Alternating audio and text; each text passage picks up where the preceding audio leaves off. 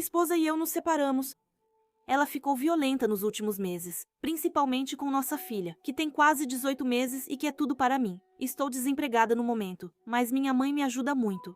Hoje, por volta das 16 horas, levei minha filha para fazer compras.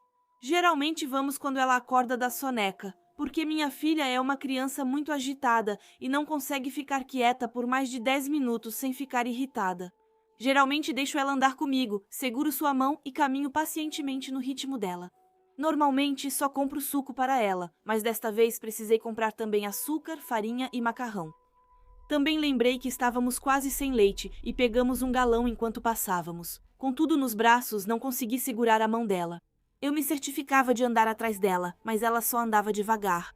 Ao nos aproximarmos do caixa, eu ficava insistindo para ela continuar andando, mas ela só andava por um instante. Até que a atenção dela fosse atraída por outra caixa Bamba à venda, ou antes de ver algo colorido em uma prateleira baixa. Eu começava a ficar frustrada, mas não demonstrava isso na minha voz. Eu continuava pedindo para ela avançar e ela continuava se distraindo. Ao carregar tudo, me arrependi de não ter pego um carrinho. Na entrada, o atendimento ao cliente incluía o caixa 1 que, por sorte, estava aberto. Minha filha adora cumprimentar todos. Coloquei tudo no caixa, mas tive que esperar porque a atendente estava ocupada com uma devolução no atendimento ao cliente. A entrada do mercado estava à minha esquerda. A única saída, atrás do atendimento, levava a um pequeno hall antes das outras portas. As pessoas passavam pelo atendimento ao entrar. Eu, como bom pai, mantinha minha filha ocupada cantando, enquanto aguardávamos a caixa nos atender. Minha filha acenava para quem passava e dizia oi com sua voz fina de criança. Alguns sorriam e a cumprimentavam, outros apenas a admiravam. Naquela época, eu já estava acostumada com isso. Ficava feliz em saber que minha filha não era rabugenta nem tímida como as que vemos em lojas assim. A mulher já estava pronta para nos atender no caixa, então pedi para minha filha segurar minha mão, já que eu não poderia ficar de olho nela. Eu precisava pegar minha carteira para tirar o cartão de crédito e pagar as compras. Por isso, soltei a mão dela por um instante. Eu não tirava os olhos dela para garantir que não fosse embora. A mulher ia me dar o recibo quando começou a gritar com alguém atrás de mim. "O que você está fazendo com a filha dela?" Eu me virei e vi um homem que tinha agarrado minha filha e começava a correr em direção às portas de entrada. Eu estava em choque. As portas não se abriram porque só abriam para entrar, e a caixa rapidamente pegou o telefone, gritando que ia chamar a polícia. Fiquei paralisada, mas logo entendi a situação. Eu sempre carregava um canivete para abrir as garrafinhas de suco da minha filha. Corri atrás do homem enquanto alguém se aproximava das portas. Antes que ele passasse, acertei um soco na têmpora. Optei por não usar o canivete para evitar problemas. O homem tropeçou e salvei minha filha dele. Ele fugiu de mãos vazias. A polícia chegou 5 minutos depois e me perguntou o que vi. Disse que não vi o rosto do homem porque ele tinha cabelos longos, desgrenhados, barba e usava moletom, o que não surpreendia. Eles interrogaram testemunhas, inclusive caixas, enquanto outros policiais revistavam a área. Alguém viu o homem correndo atrás do prédio, mas não encontraram ninguém. A polícia nos levou para casa e fez perguntas. Já vimos aquele homem antes? Conhecíamos alguém parecido? Depois perguntaram sobre nossa vida familiar. O Ministério Público já havia vindo mais cedo para tratar dos problemas de saúde mental da minha esposa, e a polícia também já tinha passado. O policial nos perguntou se precisávamos de mantimentos ou de qualquer outra coisa, e eu respondi que não. Os policiais me deixaram o cartão deles antes de ir embora, caso eu visse o homem por perto. 20 minutos depois, alguém bateu na minha porta. Para minha surpresa, os policiais trouxeram a maior caixa de fraldas de pano que já vi, uma grande caixa de lenços umedecidos, cerca de 6 sacolas grandes de mantimentos e 2 sacolas de brinquedos. Depois que eles foram embora, eu caí de joelhos e chorei. Passei quase 5 minutos segurando o choro enquanto agradecia. Deixaram um cartão de Natal elogiando minha força diante das dificuldades e dizendo que minha filha tem sorte de ter um pai tão bom. Eles também colocaram $100 no cartão e um bilhete sugerindo que eu saísse para tomar 1 ou 2 drinks se precisasse. Não bebo, então devo comprar mais presentes de Natal para minha mãe e filha. Então, para o idiota que tentou sequestrar minha filha, espero que a polícia te encontre e espero nunca mais te ver.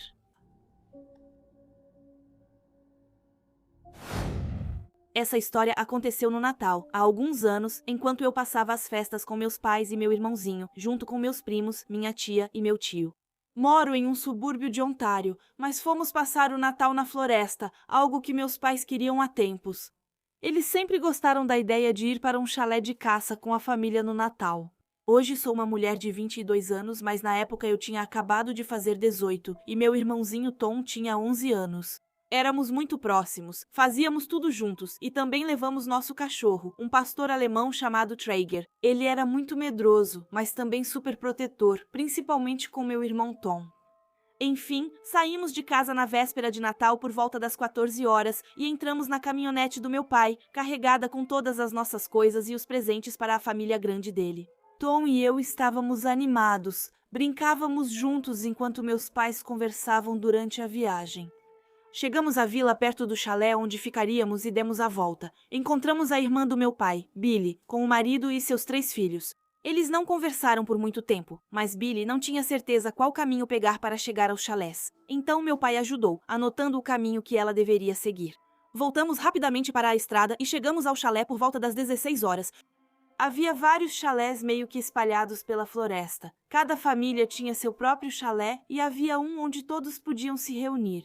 Tinha uma mesa de bilhar, uma piscina e todo tipo de atividades. Era meio que um lugar onde todos podiam ficar juntos e aproveitar a companhia uns dos outros. Enfim, já estava muito frio quando chegamos e já estava nevando ao nosso redor. Então, meu irmão e eu colocamos nossas coisas no chalé e nos acomodamos para a noite. Meu pai acendia a lareira enquanto minha mãe preparava a comida. Foi maravilhoso. As decorações de Natal já estavam montadas e jogamos vários jogos de tabuleiro enquanto o céu escurecia. Meu pai, Tom e eu tínhamos decidido antes de sair que iríamos caçar em algum momento, então decidimos ir no dia seguinte. Eu já tinha ido algumas vezes com meu pai, mas era a primeira vez para o Tom. Ele foi só para nos observar porque era muito novo para atirar. Por volta das 22h, meu irmão e eu começamos a ficar cansados. Então decidimos ir dormir. Meu pai guardava os fuzis dele em uma bolsa escondida debaixo da cama onde eu dormia. Ele geralmente os colocava em uma caixa trancada, mas achou que era desnecessário, já que iríamos caçar na manhã seguinte. Tom e eu dividíamos um quarto no fundo do chalé, de frente para um rio. A vista era maravilhosa. A gente adormecia com nosso cachorro Trigger deitado no pé da cama do Tom. Foi aí que as coisas começaram a ficar estranhas. Trigger me acordou com rosnados por volta das 3 da manhã.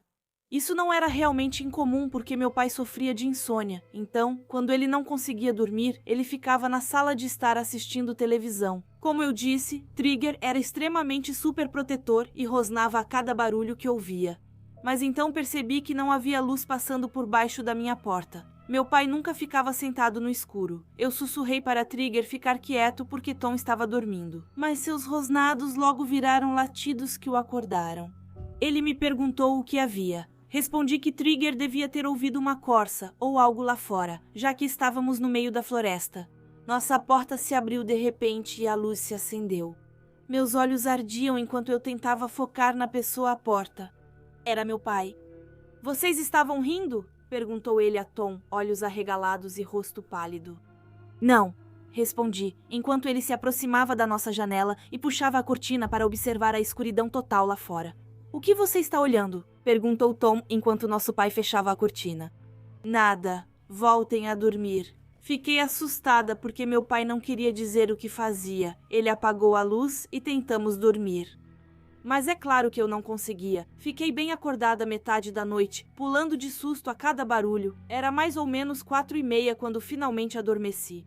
Mas apenas um instante depois, ouvi estranhos ruídos de estalos vindo de trás da nossa janela. Eu tinha certeza de que não era um animal. Parecia mais com passos. Eu estava dominada pelo medo e puxei o cobertor por cima da minha cabeça, enquanto o suor começava a se acumular na minha testa. Então ouvi uma leve batida na nossa janela que durou um tempinho. Eu estava tão petrificada que não conseguia me mexer. Trigger estava acordada e vi seu rosto se virar para a janela, com as orelhas em pé, ouvindo atentamente. A batida recomeçou, mas mais forte dessa vez, e Trigger rosnou. O que aconteceu em seguida foi a coisa mais assustadora que já me aconteceu. Eu sei que você está aí dentro, minha pequena, murmurou aquela voz grave e rouca, me dando arrepios nas costas. Por que você não sai para brincar comigo? Primeiro, eu fiquei cheia de raiva. Pensei que fosse um primo pregando uma peça. Então me inclinei e olhei pelo buraco na cortina, pronta para repreendê-lo por nos assustar tanto. Mas o homem que estava lá não era de jeito nenhum um dos nossos primos. Era um velho assustador que devia ter uns 60 anos, seu cabelo estava emaranhado e suas roupas eram velhas e sujas. Ele tocava a janela com as mãos e sua respiração embaçava o vidro quando falava. Eu entrei em modo de proteção. Sem saber o que fazer, peguei a espingarda do meu pai debaixo da cama e puxei a cortina. Sai daqui ou eu atiro. Eu sentia a adrenalina percorrendo meu corpo, enquanto os olhos do homem se arregalavam e o sorriso mais assustador se formava em seu rosto. Trigger começou a latir mais alto do que nunca. Claro, meus pais ouviram a confusão e correram para o nosso quarto, acendendo a luz. Minha mãe gritou ao ver o velho na janela. Trigger latia furioso para ele. Meu pai avisou que a polícia estava chegando, mas o homem correu para a floresta. Tom estava paralisado de medo, mas eu sentia raiva. Era preciso ser muito doente para fazer aquilo. Fiquei feliz que a espingarda estivesse lá. A polícia pegou o cara alguns minutos depois e o prendeu. Alguns dias depois, descobri que esse homem estranho era um sem-teto que vivia na floresta e tinha muitos problemas mentais. Fico apavorado ao pensar no que poderia ter acontecido com meu irmão se eu não estivesse lá. Passamos o Natal no chalé, mas à noite dormíamos no da tia Billy. Depois do que aconteceu, era impossível dormirmos sozinhos. Voltamos para casa ao amanhecer, em 26 de dezembro, sem voltar a pensar nisso. Só há poucos dias meu pai confessou que sabia que alguém rondava nosso chalé. Então ele deixou o rifle sob minha cama de propósito caso eu precisasse me defender. Se ele fez isso, foi porque não queria nos assustar. Ele chamou a polícia ao ouvir o homem rindo e cantando cantigas infantis atrás da janela do quarto. Eu só queria usar meu cupom para ganhar peças íntimas grátis na Victoria's Secret. A história começa com um dia e uma tarde de garotas com minha boa amiga Scarlett, quando nós duas tínhamos 24 anos em dezembro de 2015. Recebemos cupons pelo correio e finalmente chegou a hora de usá-los. Então decidimos sair para comer juntas antes de ir ao shopping. Ao entrar na Victoria's Secret, notei um homem alto e forte andando devagar na frente das portas. Pensei que provavelmente era só mais um cara envergonhado demais para fazer compras com a namorada, irmã, amiga, mãe e tudo mais, numa loja decorada com sutiãs de renda e manequins de lingerie. Depois de cada uma escolher um par, decidimos passear pelo shopping e entrar em outras lojas só para dar uma olhada nas vitrines. Scarlett queria brincos para o Natal, então fomos a Claire's. Se você não sabe onde ficam as lojas Claire's, elas costumam ser pequenas e suas vitrines são tão grandes que permitem ver tudo de fora. Enquanto víamos um dos primeiros expositores giratórios, notei um homem parado atrás de mim. Após uma olhada rápida, percebi que era o mesmo homem andando de um lado para o outro na frente da Victoria's Secret. Ele não me olhava diretamente, então dei novamente o benefício da dúvida, achando que ele provavelmente seguiu sua companheira até a Claire's. Por outro lado, eu não gostava de espaços apertados, então, disfarçadamente, me afastei cerca de 1 metro dele, mas ele se aproximou. Eu me afastei de novo, mas mais uma vez, ele se aproximou. Ok, estranho. Levantei os olhos e ele era bem mais alto, devia ter cerca de 1,80 m. Usava um moletom largo que cobria as coxas e uma calça jeans larga. Fiz um leve aceno de cabeça e sorri. Grande erro. Nossos olhos se encontraram e na minha cabeça eu podia ouvir minha amiga dizendo: a gentileza provoca acidentes, então insultei ela em silêncio. Me afastei mais uma vez e me inclinei para olhar outras joias. Ele se aproximou de novo de mim, desta vez quase por cima de mim. Ele passou as mãos por baixo do moletom e começou a fazer com a mão um barulho que só consigo descrever como o de alguém se masturbando. Não tenho certeza do que ele fazia. Talvez estivesse coçando, mas o gesto não parecia ser para isso. Enquanto fazia, ele encarava a prateleira com um sorriso estranho e às vezes me olhava. Eu congelei, coloquei lentamente a joia de volta na prateleira e então me levantei, olhando para Scarlett. Nossos olhos se encontraram. Nós duas concordamos e fomos para o outro lado da loja. Ele me seguiu e então eu me aproximei de Scarlett. Ei, ele também te assusta? Sim. Ok, a gente deveria voltar para a loja e ficar perto das câmeras e dos funcionários. Voltamos fingindo olhar os scrunchies e mostrando os que gostávamos. O homem começou a nos seguir, mas graças a Deus o vendedor o impediu. Senhor, o senhor conhece elas? Nenhuma resposta. São seus amigos? O homem balançou a cabeça. Senhor, acho que o senhor deveria sair da loja. Ele se virou imediatamente e saiu da loja. Pensávamos que tinha acabado, mas não. Ficamos no fundo da loja por um tempo e quase esquecemos aquele homem até que olhei para a entrada e parei. O homem estava de pé e me encarava intensamente, com o nariz quase colado na vitrine. Impossível esquecer o olhar dele, parecia observar sua presa. Honestamente, eu nunca tinha me sentido tão ameaçada pelo olhar de alguém antes, e ainda fico arrepiada. Eu me virei para Scarlett. Caramba, Scarlett, ele está aqui! Ele ainda está aqui! Ela olhou para trás e seu rosto ficou pálido. Vamos sair daqui, ela disse. Seguimos pela parede dos fundos em direção ao lado direito da loja. Mas ele repetiu nossos movimentos sem desviar o olhar de mim. Ele está te assediando, disse Scarlett. Obrigada, eu não tinha notado, pensei comigo. Voltamos à vendedora, que presenciou a ação dele. Ela se virou para mim para nos dizer, não saiam da loja, vou chamar a segurança. Eu estava aliviada e apavorada. Mandei nossa localização para meu colega de quarto, expliquei a situação e me certifiquei de que ele poderia vir nos buscar se a situação piorasse. 5 minutos depois, o homem foi embora, olhando para trás até sumir na multidão. Então o segurança chegou. Ele parecia frágil e já era bem idoso, perto dos 60 anos. Ele nos perguntou o que ocorria e dissemos, com o apoio da vendedora, que confirmou a cor das roupas e os sapatos dele. O segurança deu de ombros. Já que ele foi embora, não posso fazer muita coisa. Me avisem se ele voltar. Estava em choque, machucada e frustrada. O funcionário vigiou enquanto corríamos para a saída do shopping. Fomos rápido ao meu carro e o trancamos ao entrar. Agradeço ao funcionário da Claire's por ter sido incrível, por ter ficado conosco e por nos ajudar a nos sentir em segurança. Você fez além do necessário.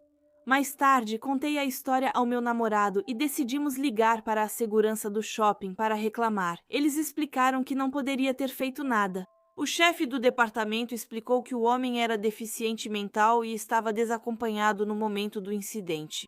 Depois de alguns meses pensando sobre isso, eu nem tenho certeza de tudo isso.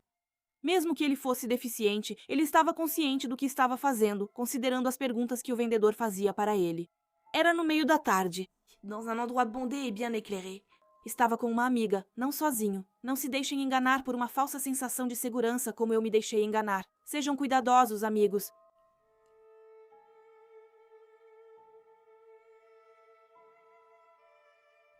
Foi em dezembro, há alguns anos, e de alguma forma eu acabei tirando fotos do Papai Noel com as crianças. Eu basicamente só recolhia o dinheiro das fotos, e todo o resto era feito pelos outros.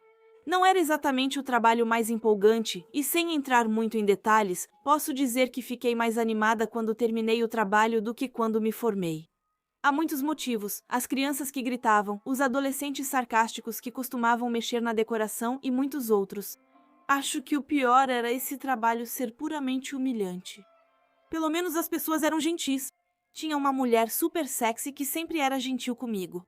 Eu sabia que não tinha chance com ela, mas esse era um dos motivos que me faziam ficar. O cara que eles contrataram para ser o Papai Noel era engraçado. Ele interpretava muito bem o papel e era super entusiasmado. As crianças que não choravam não desconfiavam de nada. Eu até admirava esse cara. Nas pausas, costumava fumar com ele nos fundos. Qual era o seu segredo? Ele me olhou nos olhos com intensidade. E lembre-se, ele ainda usava a roupa de Papai Noel. Então, era ao mesmo tempo difícil levá-lo a sério e difícil de ignorar. Drogas, respondeu ele em um tom monótono. Depois, ele continuou me encarando por tempo suficiente para que aquilo ficasse realmente constrangedor. Depois ele caiu na risada. Era difícil não rir junto com ele. O cara tinha um senso de humor e tanto. Um dia, ele fez uma demonstração com uma faca do nada e assustou todos. Normalmente, ninguém prestava atenção porque todo mundo já estava indo para casa. Mas como o Natal estava há poucos dias, o lucro estava no auge e não era hora de causar confusão. 10 minutos após minha chegada, ele decidiu que eu ficaria em seu lugar. Eu não era velha, só estava bem gordinha naquela época. No começo eu recusei, mas no final ou eu aceitava ou seria demitida. Eu tentava me convencer de que valia a pena para impressionar a mulher sexy. Quando a primeira garotinha sentou no meu colo e disse que queria um PlayStation 2, percebi que nada superava isso. Após 3 horas, notei um homem estranho na praça de alimentação. Ele parecia velho, com a pele curtida e sinais de quem já esteve em muitas brigas. Ele me olhava direto nos olhos, e não era só um olhar perdido. Não, ele me lançava um olhar ameaçador. Tentei ignorar, pensando que ele acabaria indo embora depois de um tempo. Mas o cara não se mexia e não parava de me encarar. Eu queria avisar meus colegas, para que eles pudessem chamar a segurança, mas então comecei a imaginar todas as possíveis consequências. E se eles entendessem o que fiz e se escondessem para me atacar, como no estacionamento ou no banco de trás do carro? Nesse momento, eu sabia que ele estava ali por mim. Só faz o que ele fez quem está ali a longo prazo. Quando chegou o meu intervalo, saí rapidamente do campo de visão dele. Mas então eu o vi se levantar e começar a me seguir. Logo depois de virar a esquina, comecei a correr. Percebi que esse capanga poderia me ver a qualquer momento. Corri para os banheiros públicos à esquerda e me escondi em uma cabine. Apenas alguns minutos depois, as portas se abriram de repente e o cara assustador entrou correndo no banheiro, um pouco ofegante. Prendi a respiração, temendo que os sinos da minha fantasia me denunciassem. O problema é que é bem complicado se esconder quando você está vestida de Papai Noel. Com essa calça vermelha e essas botas pretas, sabe? Fica muito chamativo. Quando você se esconde em uma cabine onde os pés ficam visíveis, o homem percebeu e escancarou a porta com um chute. Ele me agarrou pelo colarinho e me empurrou na parede. Ele aparentava uns 30 e poucos anos, talvez 40. Pediu que eu entregasse o dinheiro que devia. Nunca tinha visto esse cara antes, nem uma vez. Então por que eu devia dinheiro para ele? Peguei dinheiro emprestado de alguém recentemente? Não, impossível. Eu disse a ele que não sabia do que ele estava falando. Eu já estava bastante assustada nesse ponto. No que eu me meti? Tenho certeza de que, visto de fora, parecia loucura. Um capanga intimidando um Papai Noel no banheiro. Esse cara arrancou a máscara do meu rosto e jogou na pia. Depois levantou o punho para me bater. Mas antes de acertar meu rosto, ele deu um passo para trás e me soltou. Você não é ele. Naquele instante, ele parecia mais assustado que eu. Pediu que eu não me movesse enquanto pegava um celular flip e ligava para alguém. Ele foi discreto sobre o que fazia, e eu só fiquei lá, muito nervosa. 1 minuto parecia 1 hora enquanto o homem andava pelo banheiro e eu, parada, usando minha fantasia de Papai Noel sem barba. O cara desligou o telefone e sorriu para mim. Percebi que ele estava sem alguns dentes e nunca vou esquecer o que ele disse, algo ao mesmo tempo confuso e reconfortante. Desculpa, cara, Papai Noel errado. Boas festas. Então ele foi embora. Eu fiquei bastante confusa, para dizer o mínimo. Como lidei com o resto do dia como Papai Noel? Não muito bem, pois meu chefe continuava me culpando por parecer nervosa e pouco alegre. Mais tarde naquela noite, tudo fez sentido para mim.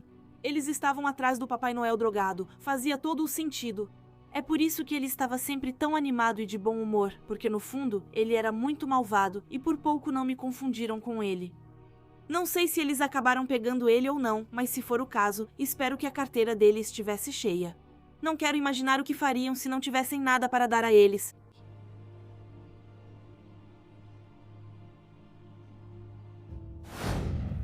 Há alguns anos voltava com meus filhos após visitarmos os avós no interior. Eles se mudaram para aquela casa grande e antiga após meu pai vender seu negócio. O tipo de oferta que eles não podiam recusar e que deu a ele a oportunidade de se aposentar 10 anos antes do que eles imaginavam. A casa é incrível, mas o problema é que fica isolada, com a vila mais próxima a 20 minutos de carro. O caminho até lá também não era brincadeira. Era preciso atravessar trechos de rodovias bem isoladas. Então, como eu estava dizendo, estávamos a 1 semana do Natal, dia 16 ou 17 de dezembro, e meus filhos estavam realmente muito animados. Meu filho de 5 anos ainda acreditava no Papai Noel. Já minha filha, com 9 anos recém-completados, começava a desconfiar dessa história. Mas ela ainda queria acreditar, se você me entende. Então, quando eles viam uma placa pintada à mão com luzes de Natal, piscando dizendo algo como a Gruta do Papai Noel a 5 quilômetros, eles começavam a enlouquecer no banco de trás. Me pediram para levá-los ao Papai Noel, mas recusei de imediato. A viagem já era longa e ainda tivemos que parar quase 1 hora num posto para falar com um cara fantasiado de vermelho. Mas as 2 crianças fizeram um escândalo até me fazer pensar que eu teria muito mais paz se eu cedesse e deixasse que passassem alguns minutos lá para agradar a imaginação infantil delas. Como eu disse, minha filha mais velha estava prestes a descobrir que o Papai Noel, na verdade, era só o papai e a mamãe que se esgueiravam no meio da noite para tirar os presentes do porta-malas e empilhá-los embaixo da árvore de Natal. E toda vez que eu a imaginava envelhecendo, crescendo e entendendo as coisas, enfim, se tornando uma jovem adulta, eu ficava completamente sem fôlego. Então acho que eu queria aproveitar a ingenuidade dela só mais um pouquinho. E então, uma vez que ela descobrisse a verdade, seria só uma questão de tempo até ela contar para o meu garotinho. E eu realmente não estava ansiosa para que esse dia chegasse. Então, depois de passar por mais alguns cartazes indicando a gruta do Papai Noel, virei onde precisava para chegar até a caverna. Isso me levou por um longo caminho empoeirado e, a princípio, pensei que tinha virado no lugar errado. Após cerca de 5 minutos, vi outra placa pintada à mão, indicando a gruta do Papai Noel. As crianças já estavam quase explodindo de ansiedade. Mas eu deixei bem claro para eles que não ficaríamos mais de 10 minutos e que eles tinham que se comportar direitinho e sair quando eu dissesse. Caso contrário, o Papai Noel veria que eles não estavam sendo obedientes. Essa ameaça já era mais do que suficiente para eles se comportarem. Enfim, eu esperava um pequeno lugar encantado e pitoresco com algumas famílias ao redor, mas o lugar estava quase sem decoração e parecia completamente deserto. Havia alguns chalés com trailers estacionados ao redor. Não estou brincando quando digo que a pessoa que cuidava de tudo isso se esforçou mais com as placas na estrada do que com o próprio lugar. Eu tive um mau pressentimento imediatamente. Mas eu sabia que não podia voltar atrás e dizer para as crianças entrarem no carro. Elas teriam surtado completamente. Eles iam ver o Papai Noel e eu não podia voltar atrás só porque tinha mudado de ideia. Então, decidi dar uma chance para esse lugar, apesar de tudo. Fomos até a cabine principal, onde parecia ser a entrada da caverna, e bati na porta. No início, não houve resposta. Bati de novo e uma porta da caravana se abriu. O velho de longa barba grisalha pôs a cabeça para fora e me lançou um olhar fulminante. Olhei na direção dele e com um tom curioso perguntei: "Viemos ver o Papai Noel. Ele está aí?" Assenti com a cabeça em direção às crianças, como para mostrar ao homem que eu achava ser o Papai Noel que meus filhos fariam um escândalo se ele não se controlasse. No começo, ele não disse nada, apenas ficou me encarando, como se pudesse ver através de mim, como se não houvesse nada por trás dos olhos dele. Então, finalmente, ele disse algo como: "Vou chamá-lo." Depois, ele fechou a porta e reapareceu alguns instantes depois com a pior fantasia de Papai Noel que eu já tinha visto na vida, sem dúvida nenhuma. Não só faltava feltro branco, cinto ou qualquer coisa assim. O cara simplesmente vestiu um monte de roupas vermelhas e colocou um gorro de Natal velho na cabeça para completar o visual. O traje estava totalmente sujo, coberto de gordura, e a calça tinha vários buracos de cigarro. Ele se aproximou das crianças e perguntou se elas estavam felizes em vê-lo. Elas trocaram um olhar engraçado, como quem diz: "Quem é esse cara?" O homem precisou repetir a pergunta com voz festiva, até as crianças perceberem que era o Papai Noel. Apenas balançaram a cabeça confusas, vendo-o tirar uma chave da calça vermelha, destrancar o chalé e convidá-las a entrar. O interior era realmente assustador. Tipo, eu sou adulta, e mesmo assim até eu fiquei arrepiada ao entrar nesse lugar. Era escuro e imundo, e as velhas guirlandas de Natal davam um clima festivo de sala de tortura ao ambiente, bem diferente da caverna aconchegante que eles anunciavam. O auge do terror era ver o que eu achava ser um velho crânio de carneiro com galhadas de veado colados pendurado na parede. Já devia ser assustador o suficiente durante o dia, mas o fato de estar parcialmente e depois completamente iluminado por luzes de Natal vermelhas e verdes dava uma estética diabólica. Papai Noel sentou-se em um velho sofá fedorento, derramou cerveja nele e depois bateu nos joelhos, convidando as crianças para sentar. Nenhum deles se mexeu. A falta de reação deles fez com que o Papai Noel os encarasse com olhos arregalados antes de perguntar a cada um o que queria de presente de Natal. Meus 2 filhos estavam tão nervosos que precisei incentivá-los a responder.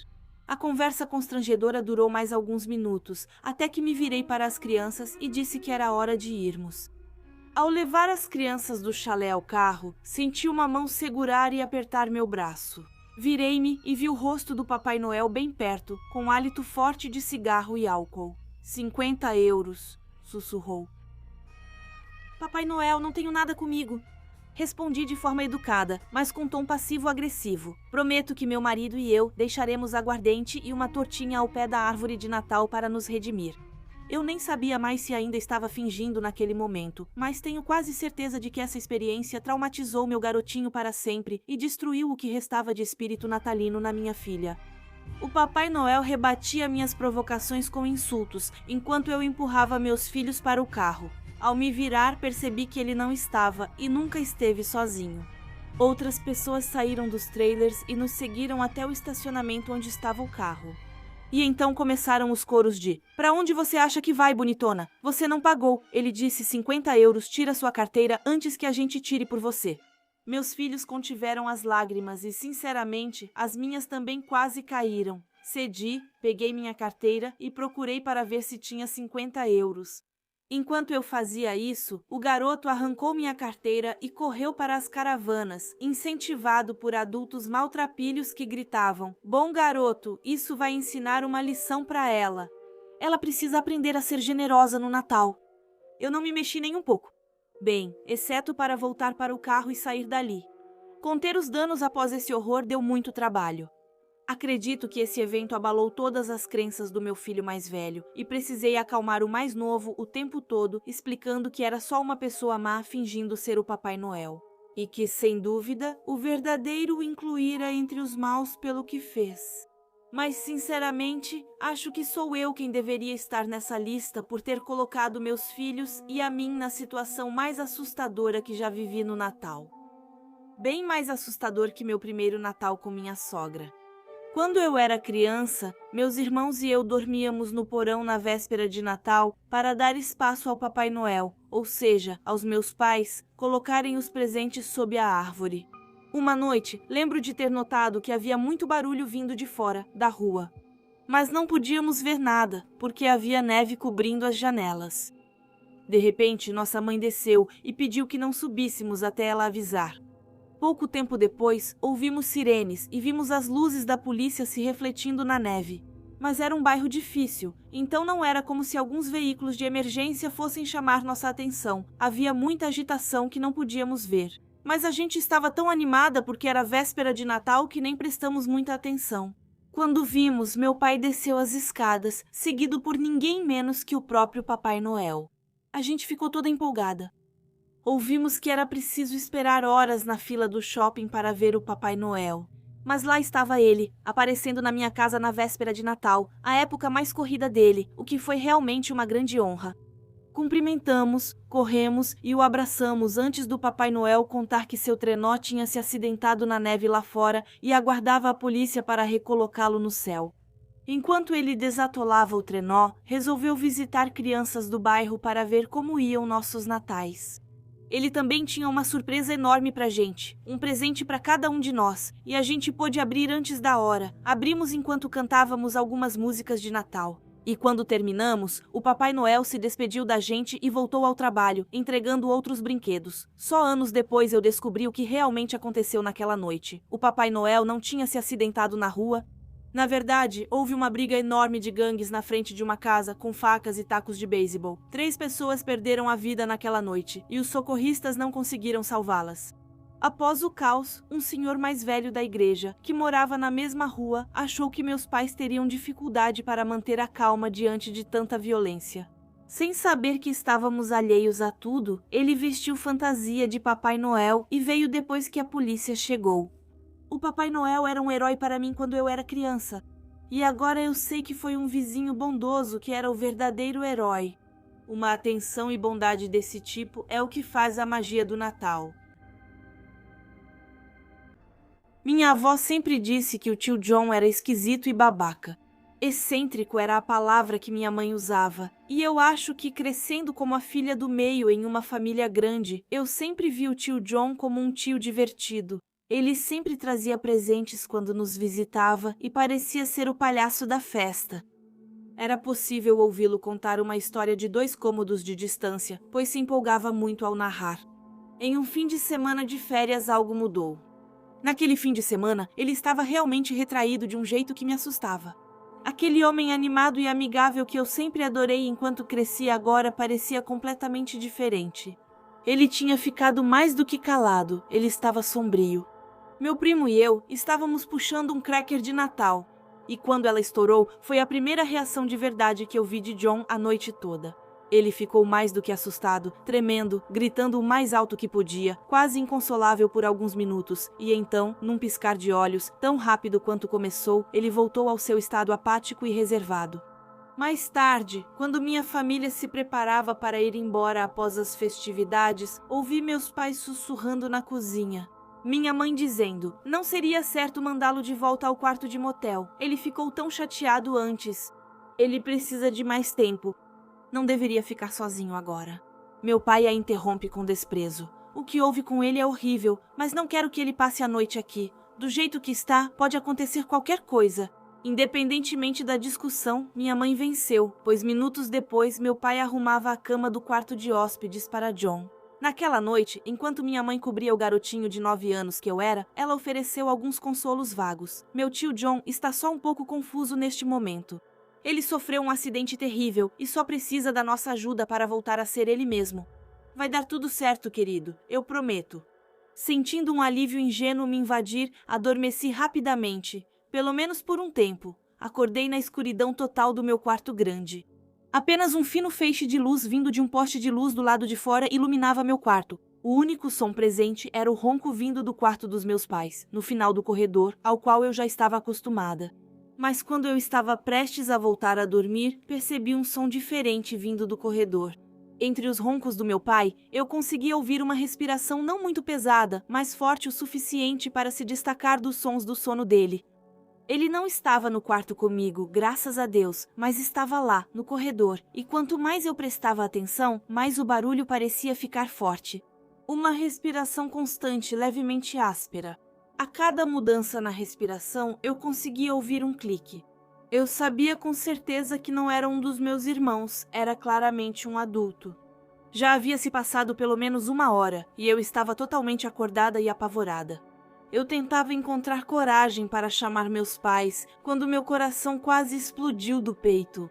O que estava no corredor saiu correndo do lugar onde estava, no meio, entre o meu quarto e o dos meus pais, desceu as escadas e saiu pela porta dos fundos, batendo-a violentamente atrás de si. O barulho acordou meus pais, que se levantaram rapidamente para investigar. Minha mãe entrou de repente e começou a me questionar ao me ver acordada. "Você está bem? O tio John estava no seu quarto", ela me perguntou no meio de outras coisas. Foi então que meu pai entrou e mandou minha mãe de volta para o corredor. Não consegui entender muita coisa da conversa, exceto a primeira coisa que ele disse para ela: John não está no quarto dele. O tio John desapareceu por cerca de 4 horas. De madrugada, meu pai achou o tio John no fundo de um desfiladeiro, perto da nossa propriedade. Ele estava profundamente preso em uma fenda. Ele estava quase irreconhecível, a não ser pelas mesmas roupas, com exceção de um chinelo e uma faixa de tecido na perna, retirada do pijama do meu pai emprestado na noite anterior. Investigadores acreditam que ele fugiu de casa angustiado. Ele foi em direção à fenda, onde foi encontrado antes de tropeçar, sem ver a saliência na escuridão, despencando de cabeça nas pedras escuras abaixo. Nunca vi a cena por motivos óbvios, mas ao conversar com meu pai pouco antes de sua morte, ele mencionou que havia algo estranho nisso. Que foi um desastre sangrento. John estava esmagado naquela fenda de uma maneira nada natural, pois teria sido muito difícil cair do penhasco até o desfiladeiro e aterrissar de cabeça com precisão suficiente para passar pela pequena abertura na formação rochosa. E isso principalmente no meio da noite, e depois de ter sofrido um traumatismo craniano devido a um acidente de carro. Claro, isso foi considerado um suicídio, e a investigação não foi além disso. Não se falou muito sobre John depois disso. Quando eu era criança e falava sobre ele, minha mãe dizia que ele tinha se alistado no exército ou encontrado trabalho no exterior, inventando desculpas. A resposta dela nunca era a mesma. Acho que era doloroso demais para ela. Não consigo deixar de me perguntar o que realmente aconteceu com ela naquela noite de Natal, naquela época. Nunca tive detalhes sobre o acidente de carro dela, e isso deve ter causado um enorme abalo mental. Por que ela fugiu de casa? E por que tão de repente? Acho que nunca vou saber, mas não consigo parar de pensar nela, especialmente quando acordo no meio da noite e me deparo com um silêncio ensurdecedor, no escuro total, ouvindo a respiração no corredor. Eu tinha cerca de 6 ou 7 anos na época, mas sinceramente não lembro exatamente. Era jovem demais para lembrar com precisão. Minha família costumava passar as noites de Natal na casa da minha tia, junto com o restante da nossa família. Nada de incomum acontecia todo ano, até aquele em especial. Quero começar dizendo que ninguém dos meus parentes mais distantes jamais passou a noite na casa das minhas tias. Após a festa, todos íamos para casa e retornávamos no dia seguinte para o almoço de Natal. Aparentemente, naquele ano, meu pai tinha bebido muita cerveja e, na época, minha mãe tinha medo de dirigir à noite, então decidimos passar a noite lá. Lembro de brincar com meu primo Jay e minha irmã mais velha Amy na sala de estar, enquanto todos os adultos conversavam e riam nos observando. De repente me senti cansada, então decidi me deitar em um bichinho de pelúcia que eu tinha visto no chão, de tamanho médio e com a cara do Bob Esponja. O que eu lembro é que acordei no meio da noite, provavelmente entre meia-noite e 3 da manhã, não tenho muita certeza para ser honesta. Eu estava deitada no sofá em frente à porta que liga a sala de estar à de jantar e à cozinha. Havia uma janela à direita da sala de estar. Pela janela, dava para ver o luar iluminando o cômodo na escuridão. Lembro de ter levantado os olhos e visto 2 crianças em pé no batente da porta. Eles estavam completamente brancos, o que achei que fosse por causa do luar. Parecia que eles estavam conversando. A menina estava virada para o menino, os dois fazendo gestos com as mãos, como a gente faz durante uma conversa. O mais estranho é que eu não ouvia nenhum som vindo deles, nem um sussurro. O cômodo estava em completo silêncio, como assistir 2 pessoas conversando na TV com o som no mudo. Eles também não pareciam perceber que eu estava olhando para eles. Eles também pareciam um pouco com meu primo Jay e minha irmã Amy em termos de altura. Primeiro pensei que eram eles. Eu estava prestes a me levantar e ir até eles para perguntar o que estavam fazendo àquela hora da noite, quando de repente tive aquela sensação desagradável de que talvez eu não devesse fazer isso. Resolvi acordar minha mãe, que dormia no chão abaixo de mim. Perguntei a ela onde estavam Jay e minha irmã Amy. Ela respondeu irritada que Jay dormia no quarto dele e Amy, minha irmã, dormia no mesmo sofá que eu, na altura dos meus pés. Pode parecer confuso, mas eu dormia em um sofá longo e curvado e não percebi de imediato que minha irmã também estava lá. De qualquer forma, assim que minha mãe disse isso, meu coração começou a bater forte. Então, quem são essas crianças? Eu pensei. Eu sabia que não era um dos meus primos porque eu olhei pela sala e só tinha minha família dormindo aqui, nenhum tio ou tia à vista. Lembra quando falei que ninguém dormia na casa das minhas tias? Eu sabia que não eram meus primos, nem pareciam com eles. Enquanto tentava entender o que se passava, levantei os olhos. E eu vi que aquelas crianças tinham parado o que estavam fazendo e começaram a me olhar direto nos olhos, e elas não se mexiam mais. Eu podia literalmente sentir o olhar delas sobre mim. Eu imediatamente fiquei com muito medo. Acho que estava assustada demais para tentar acordar minha mãe, porque tudo o que fiz foi enfiar a cabeça no cobertor em que eu estava enrolada, sem saber o que fazer. Fiquei assim por pelo menos 20 minutos esperando. Quando criei coragem para sair, vi que eles já tinham ido. Depois disso, minha memória começou a ficar turva. Acho que acabei adormecendo. Eu devia ser uma criança boba, porque só contei para minha mãe o que vi anos depois. No início, achei que podia ter imaginado aquilo, já que eu era só uma criança. Ao contar minha experiência para minha mãe, ela se assustou e disse que minha tia também teve vivências estranhas naquela casa. Isso ia desde colheres e panelas caindo de repente no chão, até passos pesados na sala em certos momentos, quando ela deveria estar sozinha na casa, sabe? Ela teve outros encontros assustadores, mas isso exemplifica o que costumava ocorrer naquela casa. Minha mãe acha que viu os espíritos de 2 crianças. Principalmente porque, segundo ela, crianças às vezes podem ver espíritos por serem inocentes e de coração puro. Pensando bem, lembro que nunca gostei de ficar sozinha em um dos cômodos quando ia lá. Sempre sentia uma inquietação assustadora quando estava sozinha, por isso ficava perto da minha irmã e prima. Nunca tive experiências assustadoras lá, com exceção da segunda vez em que dormi lá. Dessa vez, eu dormi com meus pais na mesma cama e me lembro de ter acordado chorando porque sonhei com uma mulher nua, coberta de sangue, andando pela cozinha da minha tia. Eu não podia ter certeza desse episódio, porque poderia ter sido só um pesadelo. Após minha primeira experiência assustadora, esse lugar sempre me dava arrepios quando visitávamos. Depois que minha mãe me contou as experiências das minhas tias, resolvi pesquisar sobre a casa. que ela foi construída em 1928, é muito antiga e já pertenceu a muitas pessoas no passado. Então é bem possível que pessoas tenham morrido lá, talvez até mesmo os 2 filhos dela. Minhas tias acabaram se mudando. Não tenho certeza se esses 2 espíritos eram malignos ou não. Esse encontro foi suficiente para me fazer acreditar que espíritos paranormais existem.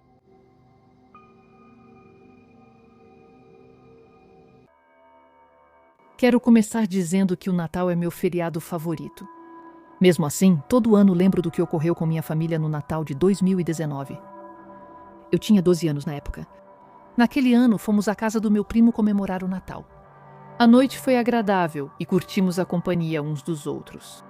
Optamos por dormir na casa do meu primo e sair cedo no dia seguinte. Nós nos acomodamos no quarto de hóspedes e logo adormecemos. De repente, acordei às 4 horas da manhã, ouvindo barulhos vindos do andar de baixo. Apesar do bom senso, resolvi ver o que estava acontecendo. Desci as escadas discretamente e observei a sala de estar pelas grades de madeira. Vi uma silhueta fantasiada de Papai Noel vasculhando sob a árvore de Natal. Subi de volta e acordei meu pai. Pai, o Papai Noel voltou! Ele está lá embaixo! Assim que meu pai estava completamente acordado, alarmado pelo que eu tinha acabado de dizer. Descemos para verificar que a casa estava vazia. Meu pai disse que talvez fosse um pesadelo e voltamos a dormir. Na manhã seguinte, quando todos se levantaram e preparavam o café da manhã, meu tio desceu ao porão para buscar algumas bebidas. Foi então que ele viu uma janela do porão totalmente quebrada. Após o choque inicial, meu pai e meu tio inspecionaram toda a casa para verificar se algo havia sido roubado ou danificado. Após a busca, eles se juntaram a nós na cozinha. Antes que falassem algo, um grande estrondo veio do único lugar não verificado: o sótão. Meu pai e meu tio imediatamente correram para o andar de cima para verificar. Uma discussão barulhenta se seguiu. Todos saímos correndo e a polícia foi chamada. Quando chegaram, os policiais entraram rapidamente na casa. Logo após, retiraram um homem fantasiado de Papai Noel. Depois soubemos que ele estava com uma faca grande. Os policiais disseram que não só a casa do meu primo foi assaltada. Havia várias denúncias de arrombamento em todo o bairro. Antes de terminar essa história, tem uma coisa que ouvi de um policial e que pode não ter nenhuma relação com essa invasão. Aparentemente, eles também estavam lidando com tentativas de sequestro de crianças no shopping local, com os autores disfarçados de Papai Noel. Essa história aconteceu em 2016. Na época, eu morava sozinha em um apartamento com meu cachorro, terminando meus estudos universitários. Naquele Natal, meu pai estava a cerca de 560 quilômetros de mim, 2 estados de distância, em vez dos mais de 3.200 quilômetros do meu estado natal. Minha mãe foi de avião e eu dirigi com meu cachorro para passarmos o Natal juntos. A viagem da primeira semana correu bem. Foi minha primeira vez morando longe, então gostei de estar com meus pais de novo. Porém, na véspera de Natal, minha mãe descobriu o caso do meu pai, o que bagunçou tudo. Para ser sincera, eles brigaram o dia todo, até a véspera de Natal. Logo me cansei, mas como tinha dirigido até lá, só restava colocar minhas coisas no carro e voltar para casa. Meus pais ficaram chateados ao me verem colocando minhas coisas no carro. Era 7 da manhã em 24 de dezembro, mas eu não me importava. Prefiro passar o Natal viajando do que enfrentar um drama. Apesar da neve, o tempo melhorou nos últimos dias, então sabia que as estradas estariam limpas e meu carro tinha tração nas 4 rodas. Peguei a estrada e na primeira hora só reclamei e descontei tudo no meu cachorro. Abasteci antes de sair, pois sabia que o caminho entre o apartamento do meu pai e minha cidade universitária gastaria um tanque de gasolina. Assim que eu precisasse abastecer de novo, seria em uma área familiar. Após 2 horas, quis fazer uma pausa para meu cachorro fazer suas necessidades e evitar acidentes no carro. Então parei numa área de descanso deserta para ele fazer isso. Coloquei o peitoral nele e conferi se estava com chaves, celular e lanterna. Eu estava limpando atrás dele quando percebi que ele estava emitindo sons baixos de rosnado, aqueles que os cachorros fazem quando veem alguma coisa. Ele começou a cavar na neve com as patas de trás. Acho bom avisar que não tenho um cachorro grande e assustador. É um Yorkshire que mal pesa 4,5 quilos. O suéter de Natal que minha mãe pôs nele não o deixava mais intimidador. Talvez não seja um cão de guarda, mas detecta movimento muito bem. Virei-me para ver o que ele percebeu, esperando que fosse um animal, mas não era. Havia uma silhueta humana ao longe. Se meu cachorro não tivesse me alertado, eu nunca o teria notado. Não havia outros carros no estacionamento, e aquele lugar era bastante isolado. Era preocupante. Peguei meu cachorro e voltei para o carro. Geralmente, quando o pego no colo, ele late ao ver algo, mas dessa vez não fez isso. Ele se debatia nos meus braços, tentando olhar atrás de mim e ficando cada vez mais agitado, quase me arranhando. Já dentro do carro, olhei de novo e a silhueta estava bem mais perto, pois o homem corria em direção ao veículo. Entrei em pânico, pus meu cachorro no banco do passageiro, entrei rápido e tranquei as portas. Mas é claro, meu carro não pegava. Nunca tinha tido esse problema, mas o motor não ligava. No banco de trás, arranhando as janelas, latindo e rosnando enlouquecido. O homem se aproximou do meu carro. Ele parecia com qualquer sem-teto que já vi, várias jaquetas rasgadas, jeans sujos, cabelo desgrenhado e barba. Ele reduziu o passo até trotar pelo estacionamento. Quando ele chegou perto do meu carro, ele bateu na janela do motorista. "Preciso de uma carona", disse ele ofegante, mas com tom monótono. "Desculpa, vou chamar um guincho, mas se quiser carona, pode ir com ele." Eu sabia que estava com cara assustada, e o homem passou a bater mais forte na minha janela com os 2 punhos. Ele comentou sobre o frio, pediu carona para a cidade e disse que era véspera de Natal. Naquele momento, já não o ouvia mais e tentava acalmar meu cachorro. Ele continuava descontrolado no banco de trás, latindo, rosnando e arranhando a janela. Meu cachorro nunca agiu assim com alguém. Embora não fosse amigável com desconhecidos, normalmente apenas os ignorava ou não buscava atenção. O fato dele enlouquecer assim já foi um grande alerta para mim. Segurei firme o arnês dele para acalmá-lo e disse ao homem que, se estivesse com frio, poderia esperar no banheiro até o guincho chegar. Ele fez sinal para eu abaixar o vidro, mas neguei com a cabeça. Coloquei minhas mãos no focinho do meu cachorro para fazê-lo ficar quieto e disse ao homem que não podia ajudar. Ele parecia irritado e tentou abrir minha porta, mas não conseguiu. Isso fez meu cachorro escapar dos meus braços e ficar descontrolado novamente. Peguei o celular para ligar para o 911 e, ao perceber, ele se afastou do carro e correu para o banheiro. Quando ele foi embora, meu cachorro se acalmou na hora. Expliquei a situação para a atendente, que foi muito gentil e enviou um policial para a área de descanso, permanecendo ao telefone comigo até ele chegar. O homem deixou o banheiro e foi até meu carro. Entrei em pânico de novo, mas assim que ele chegou perto o suficiente, acho que ele me ouviu falando com a atendente, e isso fez com que ele corresse na direção de onde tinha vindo. O policial demorou 15 minutos para me achar. Concordamos que o guincho seria caro na noite de Natal, então avisei meus pais que o carro quebrou. Meu pai tinha uma caminhonete grande e pegou uma carretinha emprestada de um colega. O policial deixou meu cachorro na viatura para se aquecer enquanto analisava as pegadas do homem. No final, ele já havia sumido.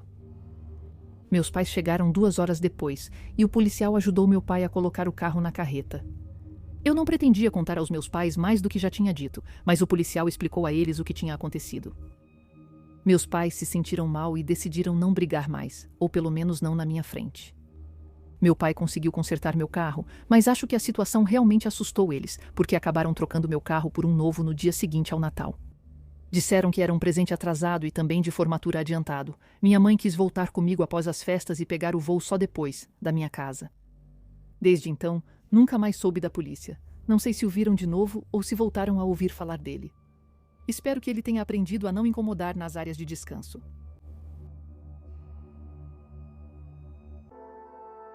Na véspera de Natal de 1989, eu estava atravessando a cidade do México de carro com meu namorado. Ele dirigia e eu fazia o papel de navegadora.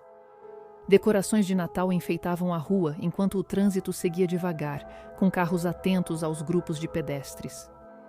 Com pressa, meu namorado saiu da rua principal e pegou uma secundária para evitar o engarrafamento. Fizemos algumas curvas a mais e, de repente, paramos ao perceber que não fazíamos ideia de onde estávamos. Abri o mapa enquanto meu namorado estacionava e acendia um cigarro. Eu estava traçando nosso percurso para encontrar uma maneira de fazer o retorno quando algo bateu forte na frente do nosso carro, bem ao meu lado. Vi uma silhueta batendo no para-brisa e quicando antes de cair no chão. Gritei surpresa quando meu namorado apagou o cigarro no cinzeiro e saiu do carro. Foi aí que a experiência ficou estranha. Só compartilhei isso com amigos próximos e familiares de confiança. Enquanto meu namorado saía do carro, vi a silhueta que nos atingira se levantar desajeitada, segurando a cabeça e mancando enquanto atravessava a rua. Meu namorado o ignorou e se inclinou para olhar à frente do carro. Baixei o vidro e gritei: "Ei!" para o cara que estava se afastando. Meu namorado achou que eu falava com ele e disse: "Não saia." Eu respondi: "Por quê?" E meu namorado se endireitou. Percebi sangue na calça dele, exatamente onde ele se inclinou. "Ele morreu", disse meu namorado, esfregando o rosto. Não, ele não morreu." Virei-me e apontei para onde o homem foi, mas ele já tinha sumido. Eu saí do carro e me levantei. Eu vi o suficiente para entender o que meu namorado queria dizer. O homem que atropelamos tinha batido no para-brisa e caído com a cabeça dentro de um bueiro. O pescoço dele estava visivelmente quebrado e ele sangrava muito das fraturas expostas nas pernas após bater no nosso carro. Estava deitado ao meu lado, com a roda dianteira virada e a traseira ainda girando. Fiquei paralisada, com os olhos arregalados, olhando pela rua, procurando uma explicação. Isso não fazia sentido nenhum. Ele estava usando exatamente as mesmas roupas. "Quantas pessoas nós atropelamos?" perguntei ao meu namorado. Ele me olhou como se eu fosse louco. "Só um?" ele respondeu. Então ele começou a agitar os braços para chamar a atenção de um carro de polícia. Eu me sentei na calçada, com os olhos fixos no chão, sentindo enjoo. Eu não estava louca. Não vi um fantasma, pois percebi claramente a sombra do homem na parede de pedra enquanto ele se levantava e mancava. Mas ali, na minha frente, era exatamente o mesmo homem, deitado no chão na frente do carro. A polícia bloqueou a rua, examinou a bicicleta e nosso para-brisa rachado e concluiu que o homem descia a rua em alta velocidade e não freou quando bateu em nós. Perguntaram o que vi e só consegui dizer que, quando aconteceu, achei que tínhamos atropelado 2 pessoas. Um parente do meu namorado nos levou até sua casa, mas eu estava tão em choque que não consegui comer o jantar preparado. Depois me perguntaram se o homem estava ensanguentado ou qual era a cor dos olhos dele. Sinceramente, não lembro de ver esses detalhes. Do que me lembro, com certeza, é que ele se levantou, segurou a cabeça com uma das mãos e saiu mancando. Ele não reagiu quando meu namorado saiu do carro. Não sei se acredito em fantasmas ou vida após a morte, mas se for o caso, esse homem reagiu ao impacto que o matou sem perceber que estava morto. Às vezes, sonho com aquela noite e o impacto, e nunca vejo o homem se levantar nos meus sonhos. Eu só vejo um clarão, depois mais nada. Sem detalhes do homem após o acidente. Nunca soube o nome dele. Esse foi meu pior Natal.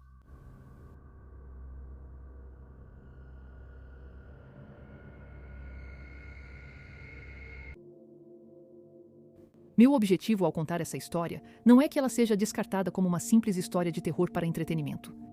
Quero saber se outras pessoas já passaram por algo assim. Isso me ajudaria a dormir melhor, sabendo que não é só coisa da minha cabeça.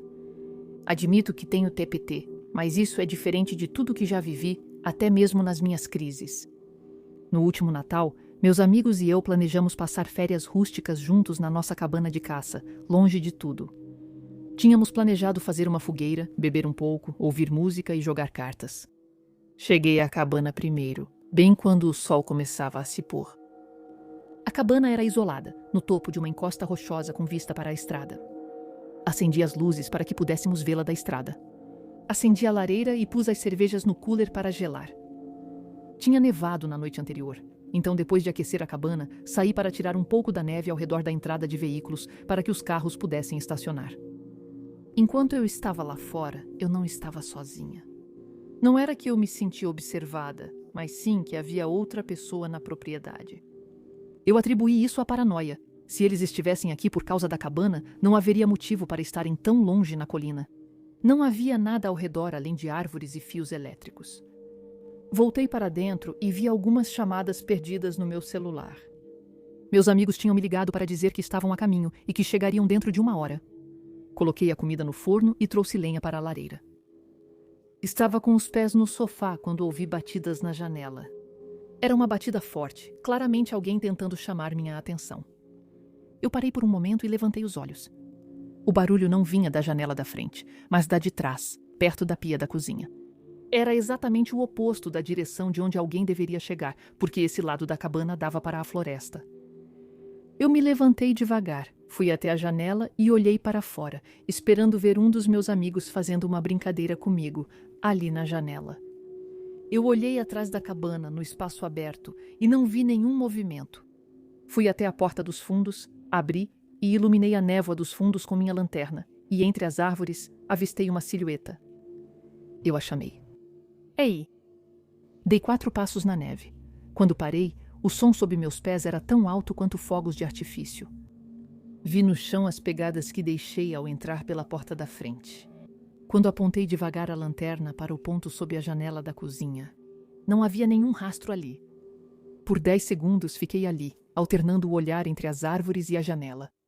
Então me virei e entrei apressada, batendo a porta atrás de mim, furiosa comigo mesma, convencida de que estava tendo outra crise, sentindo perigo onde não havia, distraída por sombras e ruídos. Sentei-me na cadeira perto do fogo quando outra batida veio da porta da frente. Soltei um suspiro de alívio ao pensar que meus amigos finalmente tinham chegado. Levantei-me e abri a porta. Não havia ninguém.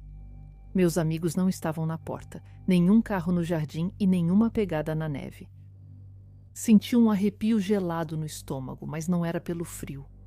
Alguém lá fora zombava de mim, talvez para me distrair e eu não notar o que ocorria do outro lado da casa. De repente achei que alguém tentava entrar na minha casa.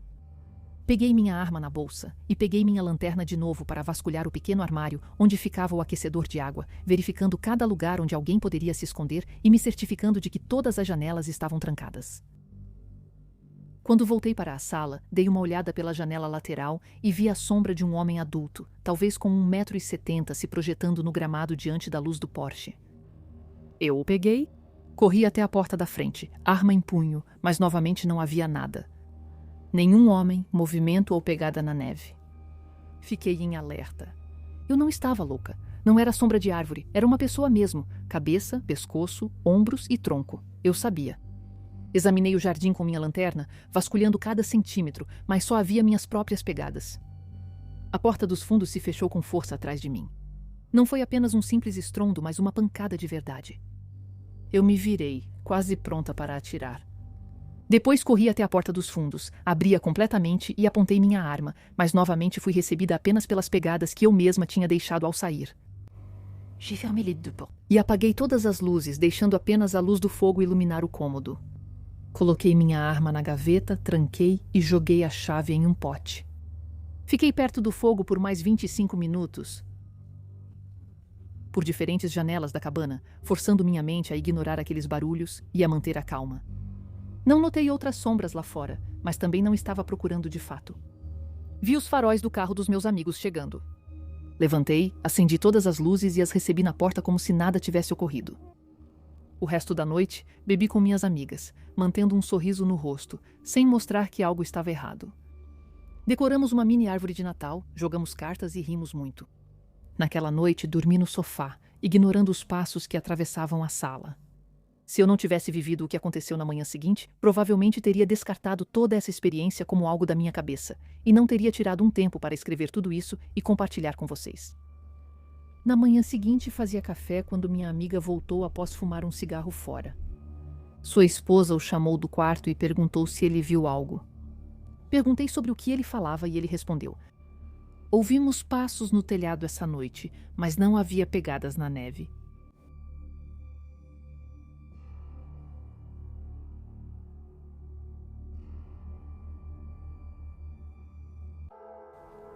A melhor história que meu avô já me contou foi da época em que ele tinha 18 anos na véspera de Natal, em 1959. Ele estava deitado no sofá com a perna quebrada, apoiada no braço do sofá, toda engessada. Ele ouvia rádio e via a neve cair, ajustando a lenha na lareira com o atiçador. Eram 20 horas e ele estava sozinho em casa. Sua família vivia em uma fazenda isolada no Kansas, e seu pai e irmãos estavam no celeiro, a cerca de 1 milha de distância. Ele não se lembra onde estava sua mãe. Ele estava lendo algo no jornal sobre o presidente Eisenhower quando houve uma batida forte na porta. Uma voz furiosa gritou do outro lado, dizendo que Owen, meu bisavô, iria morrer naquela noite. Meu avô não respondeu, incapaz de se mover do sofá. Ele puxou o tapete até que a espingarda encostada na lareira ficasse ao alcance da mão. Ele armou a espingarda e apontou para a porta. Meu avô diz que por cerca de 5 a 10 minutos o homem gritou, circulou a casa e bateu nas janelas, exigindo que Owen saísse. Ele estava bêbado e fora de si, sem intenção de ir embora até alguém abrir a porta. Meu avô estremeceu quando o homem bateu na janela acima do sofá, mas não se mexeu nem respondeu. Por fim, o homem voltou à porta da frente e bateu tão forte que a arrombou. Meu avô sentiu uma lufada de ar gelado e cheiro de tabaco e uísque. Então, o homem atravessou o corredor escuro e entrou direto na sala. Era alto, magro, com dentes amarelados e barba grisalha irregular, como se tivesse barbeado só parte do rosto. Seus olhos eram enormes como rodas de carro, e ele estava descalço, mesmo com a neve lá fora.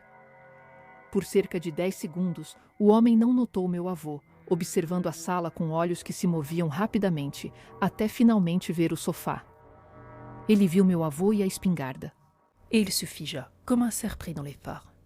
Meu avô armou o cão de um dos canos. Ele tinha o intruso à mercê, e este sabia. Meu avô explodiu. Cai fora! O homem entrou na cozinha e vasculhou a despensa até achar uma garrafa de uísque. Ele até olhou para ver se a espingarda ainda o mirava. Ele tomou o uísque de uma vez, largou a garrafa na pia e saiu gritando. Diga a eles que eu desejo um Feliz Natal. Quando o homem saiu, meu avô ouviu madeira caindo perto dos degraus. Após 1 minuto, ele sentiu cheiro de fumaça e percebeu que o homem tinha incendiado a pilha de madeira, provavelmente para queimar a casa.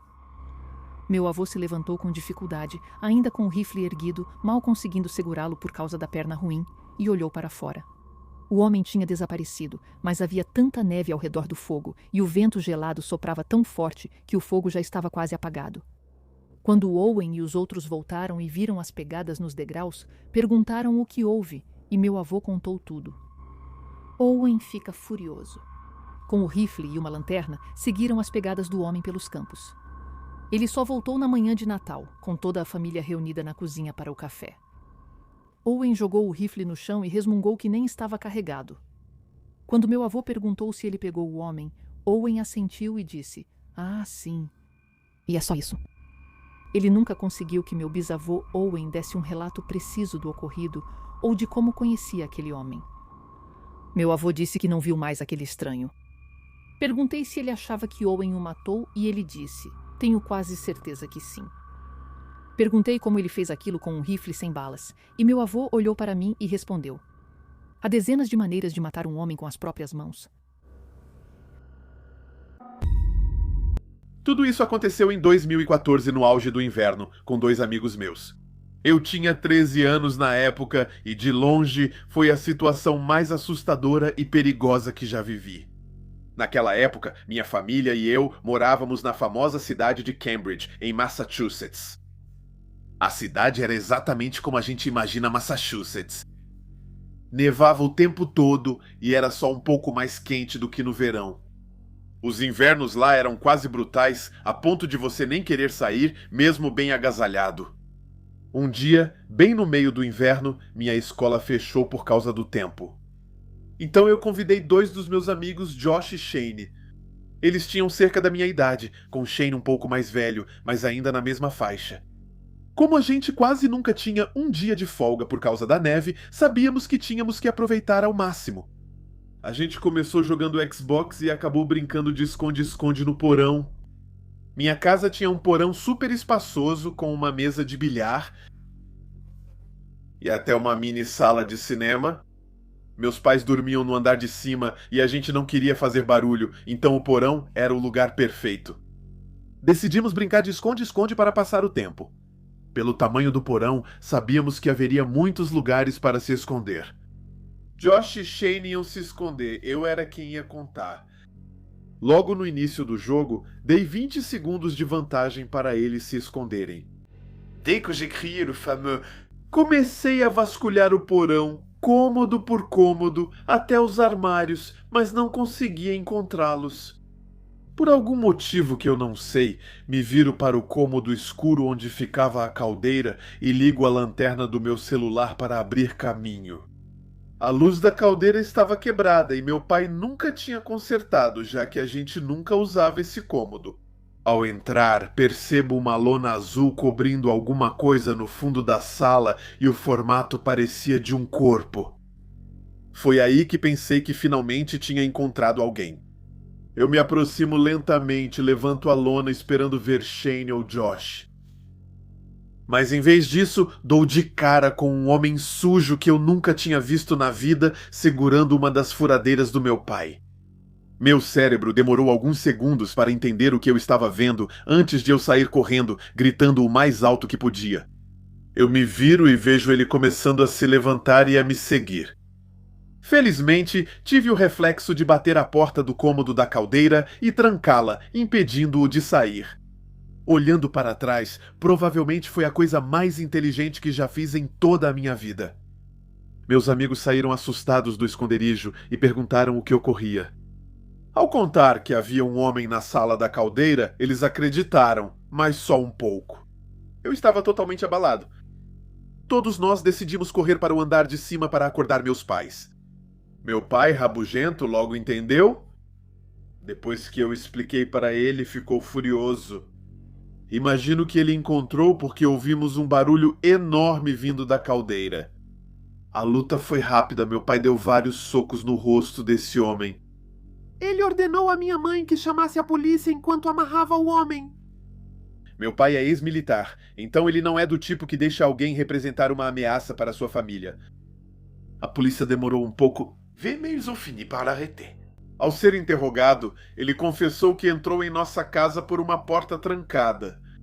Segundo ele só queria um lugar quente para escapar do frio congelante, fosse isso verdade ou não. O inverno é uma época em que muitos ocupantes ilegais só buscam meios de sobreviver.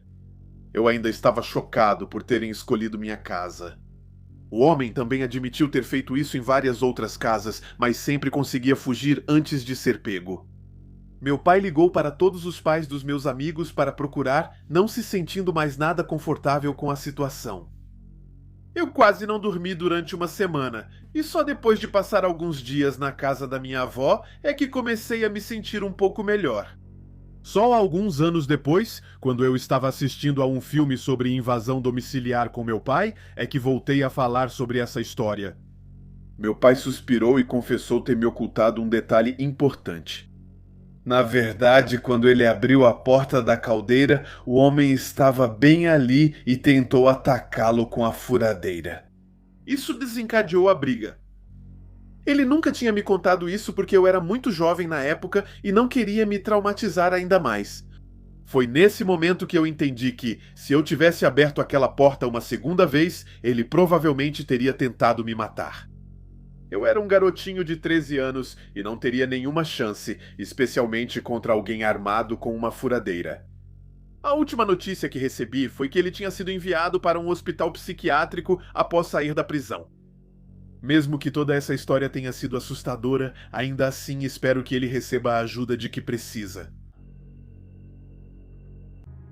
Sou uma mulher de 29 anos e atualmente moro no norte de Nova Jersey com meu noivo Brian. Nós tínhamos acabado de comprar uma casinha térrea no subúrbio depois de finalmente sair da casa dos meus pais. A casa não tinha nada de particularmente luxuoso, apenas uma típica residência americana, perfeita para um casal como nós. Tudo isso aconteceu durante o inverno de 2021, quando a pandemia ainda estava forte. Meu noivo e eu conseguimos empregos como engenheiros de software e trabalhávamos longas horas ao longo do dia. Nesse dia eu estava de folga, então decidi aproveitar para ter um dia tranquilo para mim. Era meados de dezembro e as notícias anunciavam fortes quedas de neve na região. O clima perfeito. Em um momento decidi levar nosso cachorro Crayon para passear nas trilhas perto do parque. Não o levávamos para passear como deveríamos, então quis dar mais liberdade a ele. Crayon é um pequeno Lulu da Pomerânia com pelo cor de raposa, o cão de companhia ideal para se ter em casa. Já nevava muito e eu queria caminhar rápido para evitar que nós dois congelássemos. O inverno em Nova Jersey é gelado e só colocamos o nariz para fora quando realmente precisamos. Ou quando queremos congelar o traseiro. No meu caso, era um pouco dos dois. Cresci no frio, então já estava acostumado. Enquanto caminho perto da borda das árvores, Crayon para de repente na neve, ergue as orelhas e fica olhando fixamente para um canto de arbustos densos. Brincando, digo para ele: "Está sentindo algo, grandão?" Enquanto isso, ele viu um pequeno animal, talvez um lagarto. Mas de repente ele começa a ficar nervoso e começa a latir para alguma coisa na floresta. E não eram aqueles latidos pequenos de sempre, era algo desesperado, incontrolável, como se ele se sentisse ameaçado. Viro a cabeça para a floresta, tentando enxergar na escuridão das árvores. Mas não vejo nada. Nada além do vento e do som da neve caindo. É aí que Crayon surta de vez. Ele corre em círculos, uiva, treme e acaba até fazendo xixi em si mesmo. Parecia que algo invisível o atacava e ele tentava escapar. Naquele momento ficou claro. Havia algo ou alguém naquela floresta. Algo que ele podia ver, mas eu não. Então eu sinto uma energia horrível, negativa. Pego o Crayon nos braços e corro para casa. Eu tinha certeza que algo ia nos seguir. Tentei correr apesar da neve espessa que atrasava, mas no fim conseguimos entrar em casa. Crayon se acalmou um pouco, mas permaneceu totalmente alerta. Enquanto isso, minha mente tentava entender o que tinha acabado de acontecer. Por que ele tinha reagido assim? Por que ele entrou em pânico? Não falei nada para o meu noivo nem para mais ninguém, com medo de acharem que eu estava louca. E, sinceramente, quem poderia culpá-los? Já tínhamos passeado com ele por essa trilha dezenas de vezes e nada parecido jamais tinha acontecido. O pior que já tinha acontecido com ele até então era quase brigar com outro cachorro. E só. Ainda passeio com o Crayon às vezes, mas agora sempre escolho um caminho diferente. Para meu noivo, digo apenas que o Crayon fica nervoso ali. Ainda tenho teorias sobre o que aconteceu naquele dia, embora sem provas.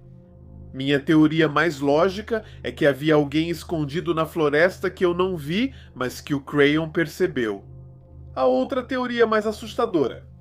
Tinha outra coisa lá. Algo invisível.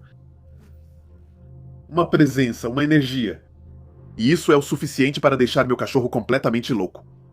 Uma parte de mim quer acreditar nisso, outra não. Eu sei de uma coisa com certeza. Os cachorros veem coisas que os humanos não conseguem ver. É simplesmente louco pensar que talvez existam coisas neste mundo que a gente realmente não consegue entender. Em 2007, eu trabalhava como entregador do Uber Eats para ganhar um dinheiro extra. Não era o trabalho mais bem pago, mas me ajudava a passar pelas dificuldades da vida adulta. Eu tinha 25 anos na época. E tenho certeza de que a maioria de vocês sabe como a vida realmente começa a pesar nessa idade. Eu morava no subúrbio de Nova York, não na cidade, só no estado. Nunca aguentei a vida na cidade, mesmo tendo sempre vivido perto dela. Sempre fui uma pessoa tranquila e é por isso que gosto tanto das áreas residenciais. Numa noite, eu ainda fazia algumas entregas tardias para continuar ganhando um pouco de dinheiro, quando um boletim meteorológico foi ao ar. A neve caía cada vez mais forte, o vento passava dos 50 km por hora e uma tempestade estava chegando. Mesmo assim, ainda queria fazer mais 2 ou 3 pedidos antes de parar. Eu acabei de receber um pedido do outro lado da cidade. Não era muito longe, mas o endereço estava bem no limite da área de entrega.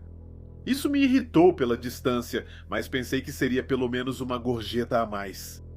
Então peguei meu carro, busquei o pedido no restaurante e fui dirigindo até o endereço indicado.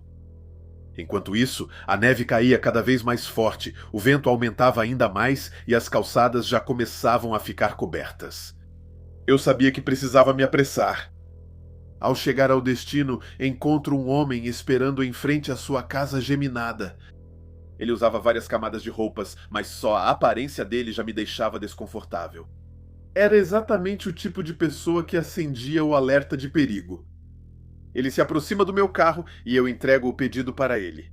Foi aí que ele começou a me pedir dinheiro. Eu pergunto para ele: "É para quê?" Ele diz que o carro está sem gasolina. Tudo bem. Não vejo por que isso deveria ser meu problema, mas para ser gentil e principalmente para evitar irritá-lo, eu lhe entrego uma nota de $10 e desejo boa sorte. Ele abaixa os olhos para a nota, depois levanta a cabeça para mim com uma expressão vazia, como se quisesse mais. Ele me disse que isso não era suficiente e que queria ao menos $50. Eu respondo que isso é tudo o que eu tenho e que talvez outra pessoa possa ajudá-lo. O olhar que ele me lançou naquele dia ainda me marca. Um olhar cheio de ódio, de raiva, como se eu fosse seu inimigo mortal. Disse para ele aproveitar a refeição e fui embora de carro. E essa provavelmente foi a decisão mais estúpida da minha vida. Mal tinha virado a esquina, ouvi 2 estampidos ecoando pela rua inteira, seguidos de um impacto forte no meu pneu traseiro. Não demorou muito para eu perceber que aqueles barulhos eram tiros. Meu carro começou a zigue-zaguear na estrada congelada e o gelo só agravava. Consegui retomar o controle com dificuldade e segui dirigindo apesar do barulho horrível do pneu traseiro. Mas eu não tive coragem de parar. Achei que estavam me perseguindo. Felizmente consegui chegar em casa são e salvo bem a tempo. Eu nem sequer olhei para trás uma única vez. Liguei para a polícia e relatei o caso ao Hubert. Mas nada nunca deu em nada. Afinal, isso aconteceu no Bronx e não é exatamente o lugar mais seguro da cidade. Aprendi uma lição naquela noite: nunca acreditar que tudo o que faço é seguro, porque na verdade nunca é realmente seguro. Há 5 anos minha mãe começou a sair com um homem que ela conheceu em um site de relacionamentos. Encontros online nunca foram um problema para mim. Eu mesmo tinha começado a namorar uma mulher que conheci pela internet e que mais tarde se tornaria minha esposa. Mas desde o primeiro dia, nem minha namorada nem eu gostamos desse cara. Achávamos ele estranho. Não era maldoso nem agressivo, só sinistro. Ele falava pouco, mantinha os olhos fechados e às vezes dizia coisas estranhas. Um dia, ele ofereceu chocolate à minha esposa, depois colocou um na boca, fechou os olhos e gemeu enquanto o chocolate derretia. Coisas levemente inapropriadas que nos deixam desconfortáveis. Mas também lembravam algumas pessoas com necessidades especiais que eu já conheci. Não estou dizendo isso de forma maldosa, só no sentido de que às vezes eu me perguntava até que ponto ele controlava seus pensamentos e suas palavras. Uma noite minha esposa e eu estávamos visitando minha mãe, mas ela foi chamada para o trabalho. Ficamos na casa dela esperando. O namorado dela estava lá e ele passou o tempo todo no quarto com a porta fechada. Às vezes ouvíamos pequenos barulhos, mas no geral parecia que ele ficava perfeitamente imóvel. Era realmente assustador. A gente não sabia o que fazer, só esperamos o tempo passar, pensando que da próxima vez ele poderia pelo menos fingir ser um anfitrião. Pouco antes do Natal, minha mãe e esse cara começaram a ter problemas. Minha esposa e eu estávamos lá para passar as festas, e minha mãe contou tudo. Nós a ouvimos, demos nossa opinião e sugerimos que talvez ela ficasse melhor sem ele. Mas ela já havia decidido. Ela ia terminar com ele na véspera de Natal. Ela explicou todo o plano em detalhes, como se quisesse apenas nossa aprovação. O que me fazia sorrir, na verdade, era que ela já tinha nos deixado presos na casa para todo o fim de semana das festas. A gente ia acabar bem no meio da cena, quando ela terminasse com esse cara. Tudo o que eu imaginava era ele, calmamente pegando suas coisas e depois nos assassinando enquanto dormíamos. Obrigado, mãe. Dormimos na casa dela e saímos cedo de manhã para ver meu pai. A gente não planejava passar a noite na casa dele, mas ficamos presos por causa de uma tempestade de neve e, sinceramente, foi um belo presente de Natal. A gente tinha evitado toda a cena da separação e estávamos felizes de estar presos em outro lugar. No dia seguinte, pegamos a estrada assim que conseguimos passar pela neve e minha esposa sugeriu visitarmos minha mãe para ver se estava bem. Ela tinha um mau pressentimento sobre esse ex e eu não podia culpá-la por isso. O fim de semana parecia um cenário perfeito para assassinato. Fim de semana de festas, neve fresca, vai e vem da família que confunde tudo, e minha mãe presa sozinha com esse cara. O carro da minha mãe estava na entrada da garagem, mas isso não queria dizer nada. Ela mora perto do trabalho, muitas vezes vai a pé. E ela nunca tranca a porta, o que me deixa maluco. Nós entramos. E aí a gente vê sangue escorrendo do dispenser de água da geladeira. Aquilo enchia o recipiente pequeno, transbordava e formava uma poça enorme no chão. Minha esposa gritou e entrei em pânico. Eu esperava achar a cabeça da minha mãe no congelador. A casa estava mergulhada em uma luz fria e estranha. Sem barulho ou movimento, tudo parecia congelado. Gritei os nomes deles, nenhuma resposta. Meu estômago revirou e comecei a aceitar que talvez o pior tivesse ocorrido. Abri o congelador com a maior hesitação. E encontrei um saco de cerejas congeladas. Aberto, derramado, enfiado no congelador de um jeito que caiu no dispensador de gelo e derreteu lá dentro. Minha mãe estava simplesmente no chuveiro se aquecendo. O ex dela, por outro lado, estava desaparecido. Contamos a história das cerejas para ela. Ela nos olhou estranhamente e pediu para mostrarmos. Ela jurou que nunca tinha comprado nenhuma. Que ela nunca teve nenhuma no congelador. Não era dela. Achamos que o ex dela comprou, abriu e depois colocou cuidadosamente no congelador para que elas descongelassem gota a gota como uma mensagem sinistra.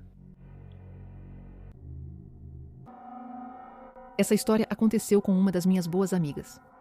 Para evitar confusão, vou contar a história do ponto de vista dela. Isso aconteceu há vários anos, quando eu tinha cerca de 14 anos. Minha família planejou um fim de semana para visitar meu tio no Maine. Ficaríamos em uma cabana, pois a casa do meu tio era pequena para todos.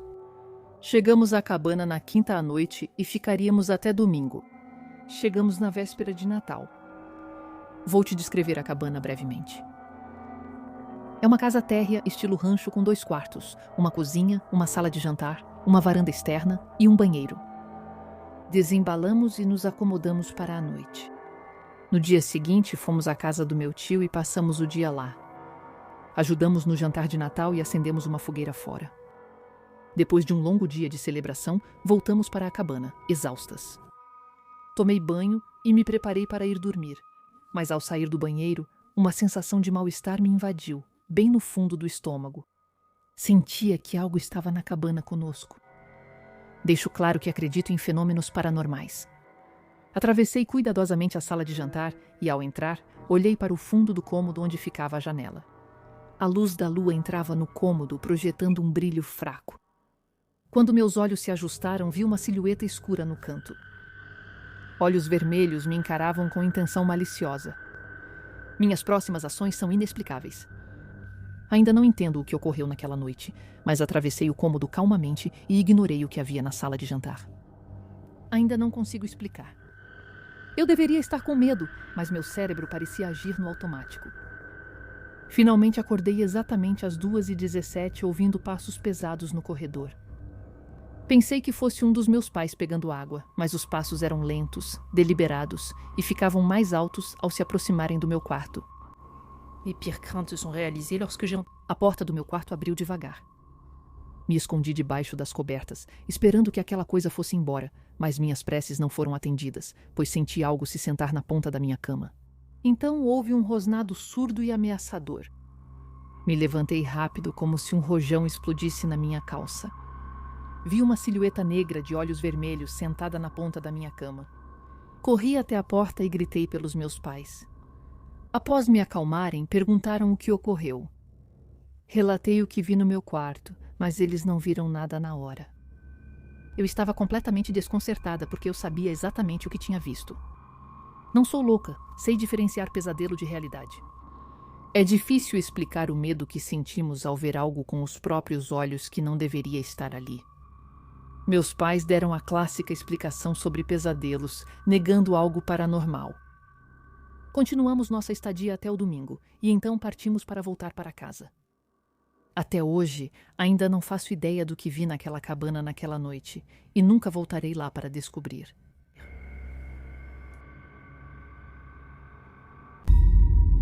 Sou mãe de 3, estou na casa dos 30, e o que ocorreu comigo foi na véspera de Natal do ano passado. Naquela época, meu namorado e eu tínhamos acabado de nos separar. Não vou entrar em detalhes, mas vamos dizer que foi o melhor. Só um parêntese, eu já tinha passado por relacionamentos tóxicos antes, mas nunca desse jeito. Tenho 3 meninos, o mais velho tem 14 anos, o do meio tem 9 e o mais novo 7. Naquela noite, meu filho mais velho me ajudou a embrulhar presentes para os irmãos. Não era fácil preparar tudo sozinho, e o tempo já estava apertado. Devia ser por volta de 2 horas da manhã, quando finalmente terminamos de embrulhar os presentes. Íamos dormir, e eu estava colocando o último presente aos pés da árvore de Natal, quando Jake, é assim que vou chamá-lo nesta história, me mostrou a janela da sala. Lá fora estava uma escuridão total. Mal dava para ver alguma coisa, só um pouco de neve caindo suavemente. Mas ao apertar os olhos percebi uma forma escura, imóvel. Parecia que alguém estava olhando através do vidro. Dei um passo para trás, gelado de medo, percebendo que uma pessoa nos observava do lado de fora. Não sei como meu filho percebeu isso antes de mim, mas fiquei grato por ele ter me avisado. Felizmente, cresci em uma família onde sempre me ensinaram a manter a calma em situações de perigo. Eu não entrei em pânico, preferi reagir de forma metódica. Então saí para fora, com meu filho logo atrás de mim, e disse para a pessoa ir embora imediatamente, que ela não tinha nada para fazer aqui. Nesse momento vi com mais clareza. Não era um homem, mas uma mulher. E algo nela deixava tanto a mim quanto meu filho desconfortáveis. A gente não sabia explicar o que, mas se tivesse que adivinhar, era o olhar dela. Os olhos dela eram estranhos e frios. Os olhos dela eram estranhos e frios. Então ela fez uma cara confusa, começou a se desculpar e disse que só queria assustar uma amiga que tinha errado de casa. Depois ela foi embora devagar, sempre olhando para trás em nossa direção. Essa foi a última vez que a vimos. Mas desde aquela noite, meu filho continuou convencido de que essa mulher não veio ali por engano e que, na verdade, ela tinha outras intenções. Para dar um pouco de contexto, eu cresci no sul profundo dos Estados Unidos, numa região onde a maioria dos empregos era sazonal. Todo ano, muitas famílias hispânicas passavam pela nossa cidade para as colheitas. Elas chegavam, alugavam todas as casas disponíveis e durante 3 ou 4 meses a economia local explodia. Depois, quando o inverno se aproximava, tudo parava.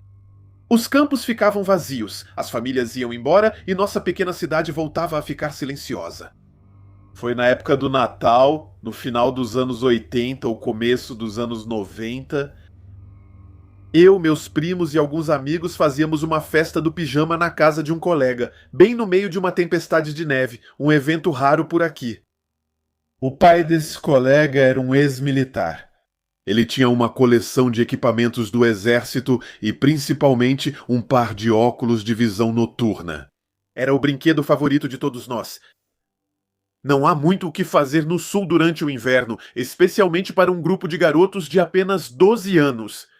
Então, a gente brincava de guerra, montava guarda perto das janelas, fingindo ser batedores em missão. A gente passava os óculos de visão noturna de mão em mão, observando as árvores, qualquer movimento. Era fascinante. A floresta parecia viva. E foi aí que percebemos algo estranho. Um movimento regular vindo da casa ao lado. Essa casa a gente conhecia bem. Ela estava abandonada há meses. A família que morava lá tinha partido às pressas, sem avisar ninguém. Sem placas de vende-se nada. Só uma velha casa vazia e assustadora no fim do caminho. Mas naquela noite ela não parecia nada abandonada. Graças aos óculos dava para ver claramente uma luz no sótão. Fraca, trêmula. Uma chama, talvez. Víamos ela vacilar como uma vela sendo agitada. A gente passou os óculos de um para o outro, cada um tentando entender o que estava observando. E claro, como idiotas corajosos, a gente decidiu ir ver. A gente se equipou como se fosse para uma missão. Camisa grossa, jaqueta, gorro, luvas pretas. A gente se achava uma pequena unidade paramilitar. A verdade é que, se alguma coisa tivesse atacado a gente, não teríamos conseguido fazer nada. Mas a gente se sentia invencível. Atravessamos a floresta em vez de usar a estrada para ficar escondidos. O chão rangia sob a neve. Quanto mais nos aproximávamos, mais víamos a luz. Era mesmo uma vela. Dava para ver a chama dela se movendo atrás da janelinha do sótão. Então tinha alguém lá dentro, alguém que não tinha nada que fazer naquela casa. Nenhum de nós ousou se aproximar mais. Sabíamos que o velho alpendre rangia, mas seríamos descobertos imediatamente. Então, ficamos escondidos entre as árvores, observando as sombras se moverem através dos vidros. Silhuetas finas e estranhas. Após um tempo, o frio venceu e voltamos para dentro para nos aquecer. Mas a noite toda continuamos vigiando a casa com os binóculos até adormecermos. Na manhã seguinte voltamos lá, em plena luz do dia. Não havia mais luz, tudo parecia calmo. A gente sabia que tinha uma janela quebrada nos fundos, então entramos por ali. Fechamos atrás de nós e esperamos um instante em silêncio. A casa estava vazia. Sem móveis, sem decorações, nada. Apenas marcas escuras nas paredes, onde os quadros tinham sido pendurados. Sem invasores, sem sinal de vida. Restava apenas um lugar para inspecionar, o sótão. E foi aí que tudo parou. Quando abrimos a escotilha do sótão, uma corrente de ar gelado soprou no nosso rosto. Todos, sem exceção, sentiram isso. Achamos que era um mau presságio, mas isso não era nada comparado ao que iríamos descobrir. No meio do sótão erguia-se uma cruz de madeira. E pregado nela um cordeiro. Um verdadeiro cordeiro sacrificado, com o sangue seco manchando o chão. 2 velas apagadas estavam aos seus pés. Aqueles de nós que subiram primeiro gritaram e recuaram tropeçando, aterrorizados com a cena. O cheiro era insuportável. Fugimos em pânico, descemos a escada de mão, deixamos a porta aberta e corremos pela floresta até a casa do nosso amigo. Ofegantes, contamos tudo para o pai dele, o ex-militar. Achávamos que ele era a melhor pessoa para agir. Mas primeiro ele caiu na risada. Ele pensava que inventávamos tudo. Só depois de uns bons 20 minutos de súplicas é que ele finalmente acreditou em nós. Ele colocou uma pistola no cinto e saiu para inspecionar a casa. Alguns minutos depois, ele voltou correndo e chamou a polícia. Os agentes vieram, tiraram fotos, fizeram um relatório e depois não aconteceu mais nada. Nenhum desdobramento. Na nossa região, havia muitas pessoas de passagem. E coisas estranhas faziam parte do cenário. E com a paranoia satânica da época, os policiais não tinham muita vontade de investigar. Meu primo ainda acha, até hoje, que isso estava ligado a uma seita religiosa. Mas o que ainda me assombra é que a gente quase entrou naquela casa enquanto o ritual estava acontecendo. E se a gente tivesse chegado algumas horas antes, talvez nós tivéssemos acabado pregados naquela cruz. Era véspera de Natal em 2021. Eu tinha 31 anos na época e dividia um apartamento com meu irmão, Shadow, que tinha 22. Morávamos a cerca de 2 horas de carro da nossa cidade natal, onde nossos pais ainda vivem. Nossa mãe nasceu no dia de Natal. Então, desde sempre, temos o costume de comemorar o aniversário dela na noite de 24 de dezembro. Mas à medida que fomos crescendo, com nossos trabalhos de gerente, ficou cada vez mais difícil tirar férias nessa época. Felizmente, naquele ano conseguimos dar um jeito. E olhando para trás, sou incrivelmente grato por termos voltado um dia mais cedo. Porque naquela noite tudo quase deu muito errado. Chegamos na casa dos nossos pais por volta das 5 horas da tarde. Celebramos o aniversário da mamãe, bolo, presente, risadas, só nós 4. Ela, papai. Estava tudo bem. A noite terminava tranquila. A gente colocou um filme de Natal para entrar no clima festivo. Papai, como de costume, adormeceu no sofá depois de 20 ou 30 minutos. Enquanto Shadow e mamãe conversavam no sofá em frente, eu ficava rolando o celular sem prestar muita atenção em nada. E então, de repente, bateram na porta. Uma batida seca, forte e insistente. Já eram quase 21 horas e não estávamos esperando absolutamente ninguém. Para situar, a porta de entrada tem um pequeno vidro decorativo que deixa passar a luz, mas impede de ver através dele. Do sofá onde eu estava sentado, ainda conseguia distinguir uma silhueta escura imóvel atrás da porta. E sem saber porquê, meu estômago se revirou, um instinto puro. Um medo visceral. Meu corpo já tinha entendido que algo estava errado antes mesmo da minha mente reagir. Eu toquei no braço do meu pai para acordá-lo. O homem lá fora bateu de novo, ainda mais forte. Papai, meio adormecido, se levantou. E ao invés de usar o interfone com câmera, ele foi abrir diretamente. Eu nunca vou esquecer o que vi em seguida. Um homem de uns 60 anos com um ar desorientado repetia sem parar. Ela está aí. Eu preciso vê-la. Sandra! Ela está com o meu remédio. Eu preciso do meu remédio. Papai, um pouco distraído, respondeu para ele. Senhor, não existe nenhuma Sandra aqui. O senhor deve ter se enganado de casa. Mas o homem insistia. Sempre o mesmo tom, sempre a mesma frase. Ele encarava o papai com olhos vazios, inquietos. Meu coração batia descontroladamente. Eu pulei para me juntar ao papai na porta. Shadow e mamãe nos seguiram. Nós 4 dissemos a ele que tinha errado de endereço. E foi aí que tudo mudou. Sem avisar, o homem tentou forçar a entrada. Ele empurrou a porta com toda a força, quase derrubando meu pai. E, no entanto, papai é um colosso. Mais de 1,80 m e mais de 130 quilos. Mas o outro parecia possuído, movido por uma força insana. Ajudei o papai a segurar a porta enquanto Shadow batia na mão do invasor para que ele soltasse. Ele precisou acertá-lo 6 ou 7 vezes até o homem recuar gritando de dor. Assim que ele soltou, o papai bateu a porta e trancou o trinco. Mas isso não foi suficiente.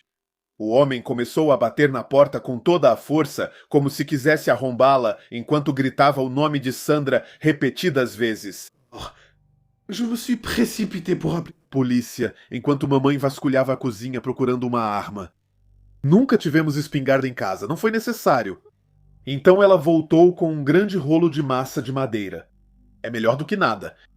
Na parede, ao lado da porta, o monitor da câmera de segurança exibia a imagem do Porsche. O homem ia e vinha entre seu carro e a porta, batendo, gritando, visivelmente fora de si. Sandra, eu sei que você está aí. Saí me dar meus remédios.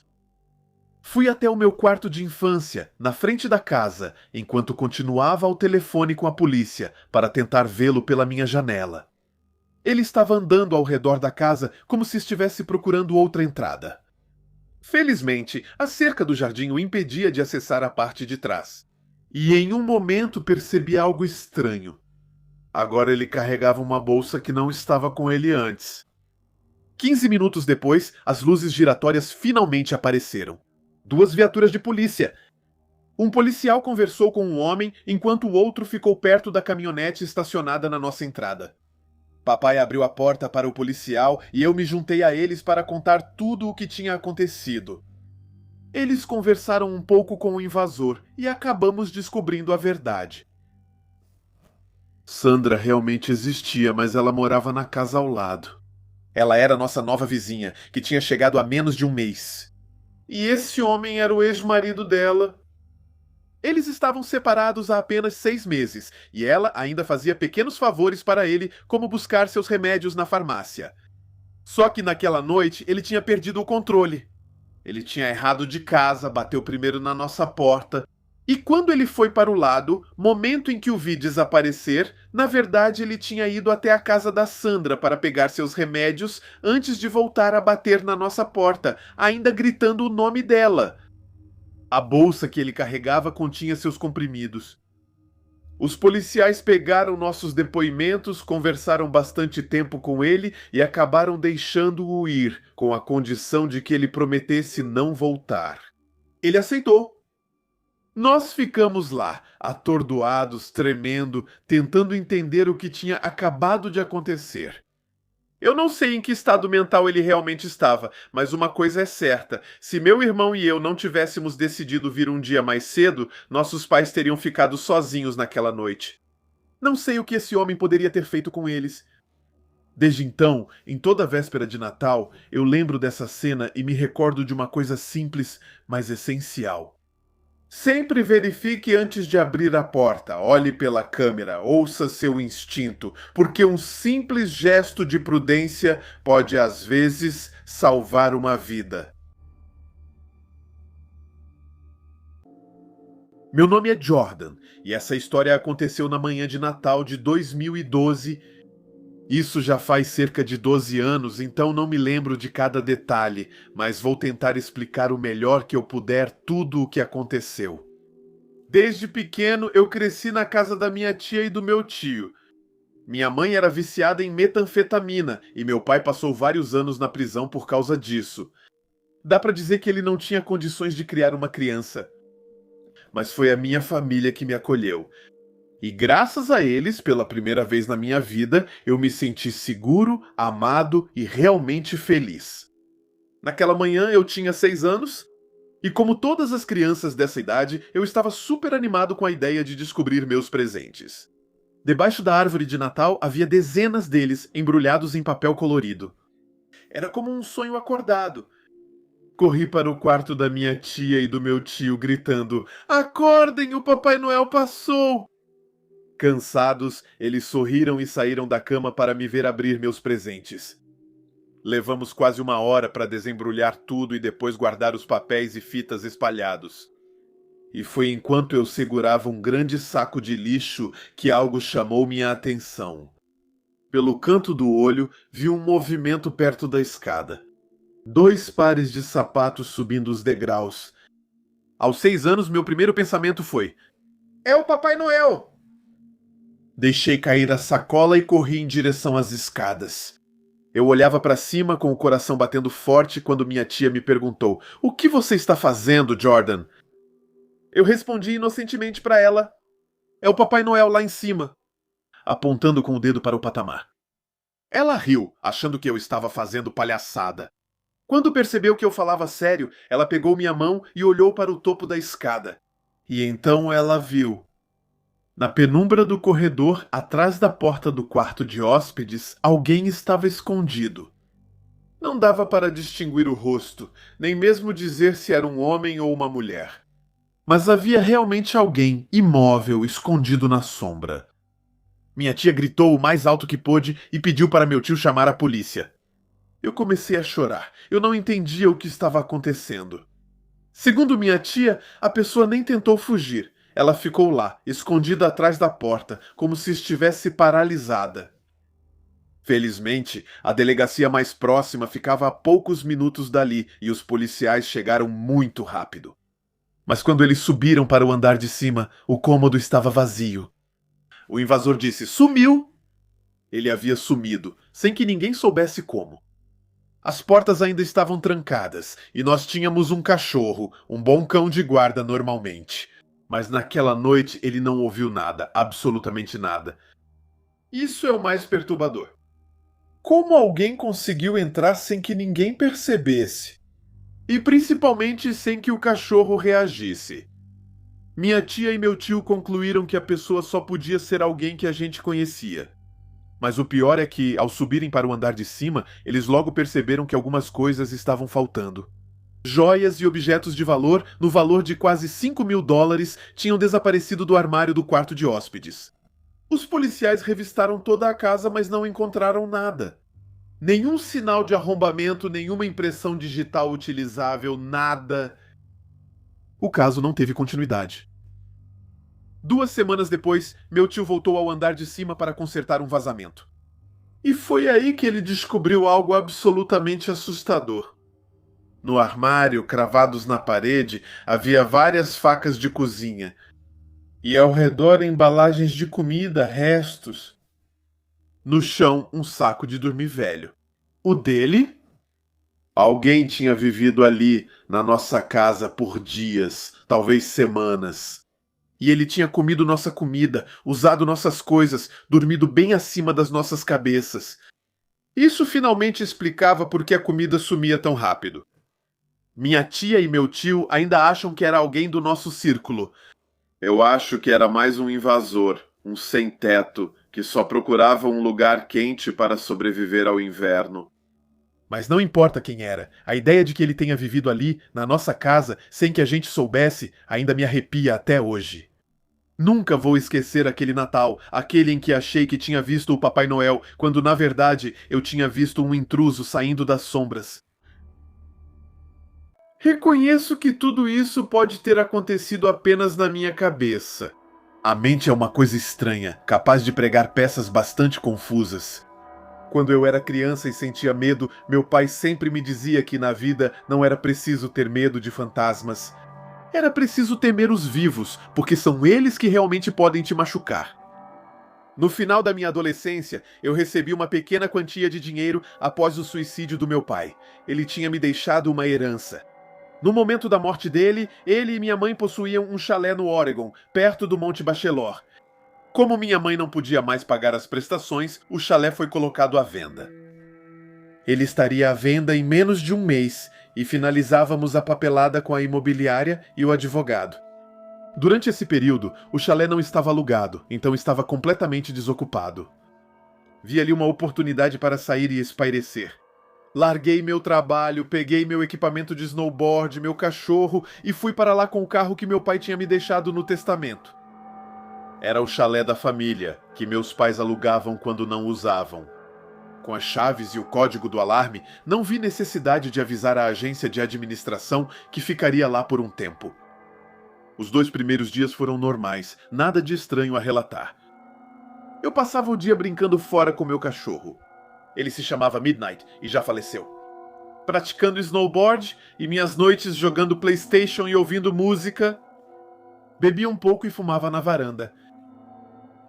Estoquei comida, cigarros e álcool, então eu estava vivendo como um recluso.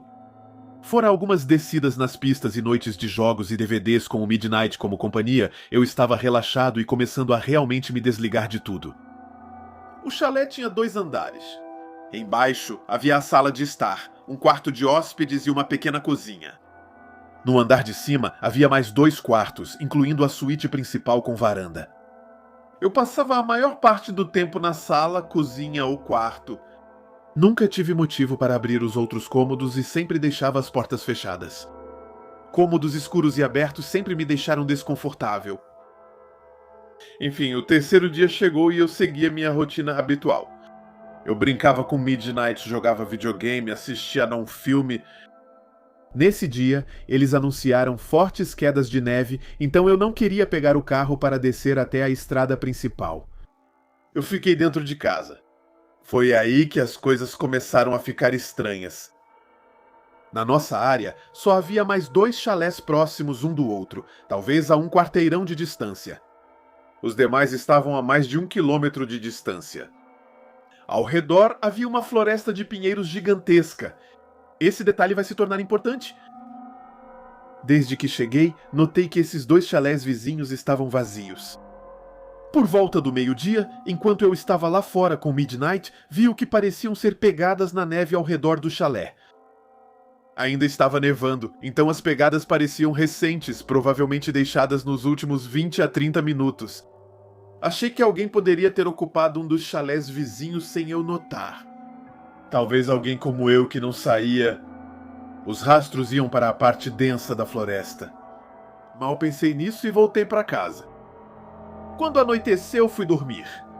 Midnight estava deitado ao meu lado quando de repente ergueu as orelhas. Ele pulou da cama e correu para a sala no andar de baixo. Fiquei em silêncio, imóvel na cama. Eu estava um pouco assustado. Eu ouvia ele indo e voltando lá embaixo. Depois de 5 minutos, ele subiu de novo e começou a fazer sua dancinha do xixi, o sinal de sempre para avisar que precisava sair. Tá bom, ok. Eu não podia dizer não para ele. A gente desceu até a entrada de casa para ele fazer as necessidades, mas ele não quis. Assim que saímos, ele puxou forte a coleira como se quisesse me levar a algum lugar. Ele olhava fixamente para a parte densa da floresta onde as pegadas levavam antes. Ele também farejava ao longo da casa e levantava a cabeça em direção ao telhado. Finalmente, ao perceber que eu não ia deixá-lo ir até lá, ele se sentou e ficou encarando a escuridão sem se mexer. Isso era incomum para ele. Talvez ele tivesse sentido um animal na floresta, mas eu não queria correr riscos. Puxei-o para dentro e subimos de volta. 30 minutos depois, eu ainda estava deitado quando ouvi algo que parecia o som de cascos no telhado. Tentei me convencer de que era só uma pinha caindo de uma árvore ou algum bicho da floresta. Mas os passos eram muito espaçados, grandes demais para um animal pequeno, até mesmo para um humano. Esse tipo de detalhe você percebe quando está isolado assim. Isso começou a me incomodar muito. Midnight também tinha ouvido. Ele correu até a porta de vidro da varanda, esperando que eu o deixasse sair. Ok, eu não era um covarde. Naquela época, eu me considerava bem forte, capaz de me defender. Peguei meu casaco, meus sapatos, meus cigarros, uma lanterna e saí para a varanda. Acendi um cigarro e examinei o telhado com minha lanterna. Nada. A neve no alto parecia intacta. Tudo era coisa da minha cabeça, né? Mas Midnight também tinha ouvido. Talvez ele se alimentasse do meu medo. Eu comecei a me acalmar, apaguei a lanterna e deixei meus olhos se acostumarem com a escuridão. Observei a floresta fixamente. E foi aí que eu o vi. Em uma árvore mais alta que o chalé, a 67 metros da varanda, havia algo que parecia um homem agachado entre dois galhos. Ele era muito alto, talvez 2,5 metros ou 3, e extremamente magro. Ele estava agachado em um galho com longos braços pálidos estendidos acima da cabeça, segurando outro galho. A boca dele estava escancarada, sem nenhuma expressão. O que é isso? Eu não sabia. Se eu realmente estava vendo aquilo ou se eu estava ficando louco. Eu fiquei paralisado. Midnight se levantou e andou de um lado para o outro atrás de mim, latindo baixo. A coisa não se mexia. Amassei meu cigarro. Eu queria apontar minha lanterna para ele, mas uma voz na minha cabeça me desaconselhou. Recuei lentamente para dentro, chamei Midnight de volta, fechei e tranquei a porta. Em seguida, acendi a lanterna. Não havia nada. Fechei as cortinas e retornei à cama. Mais tarde, naquela noite, ouvi pequenos toques na janela, como se alguém estivesse tamborilando suavemente com os dedos. Era regular e durou quase 1 hora. Midnight encarava a porta, mas não ousava se aproximar. O mais estranho é que eu sentia como se fosse um convite para ir abrir. Mas na minha cabeça eu ouvia a voz do meu pai me dizendo para não me mexer. No final, acabei adormecendo. Na manhã seguinte, não demorei muito para arrumar tudo e cair fora dali.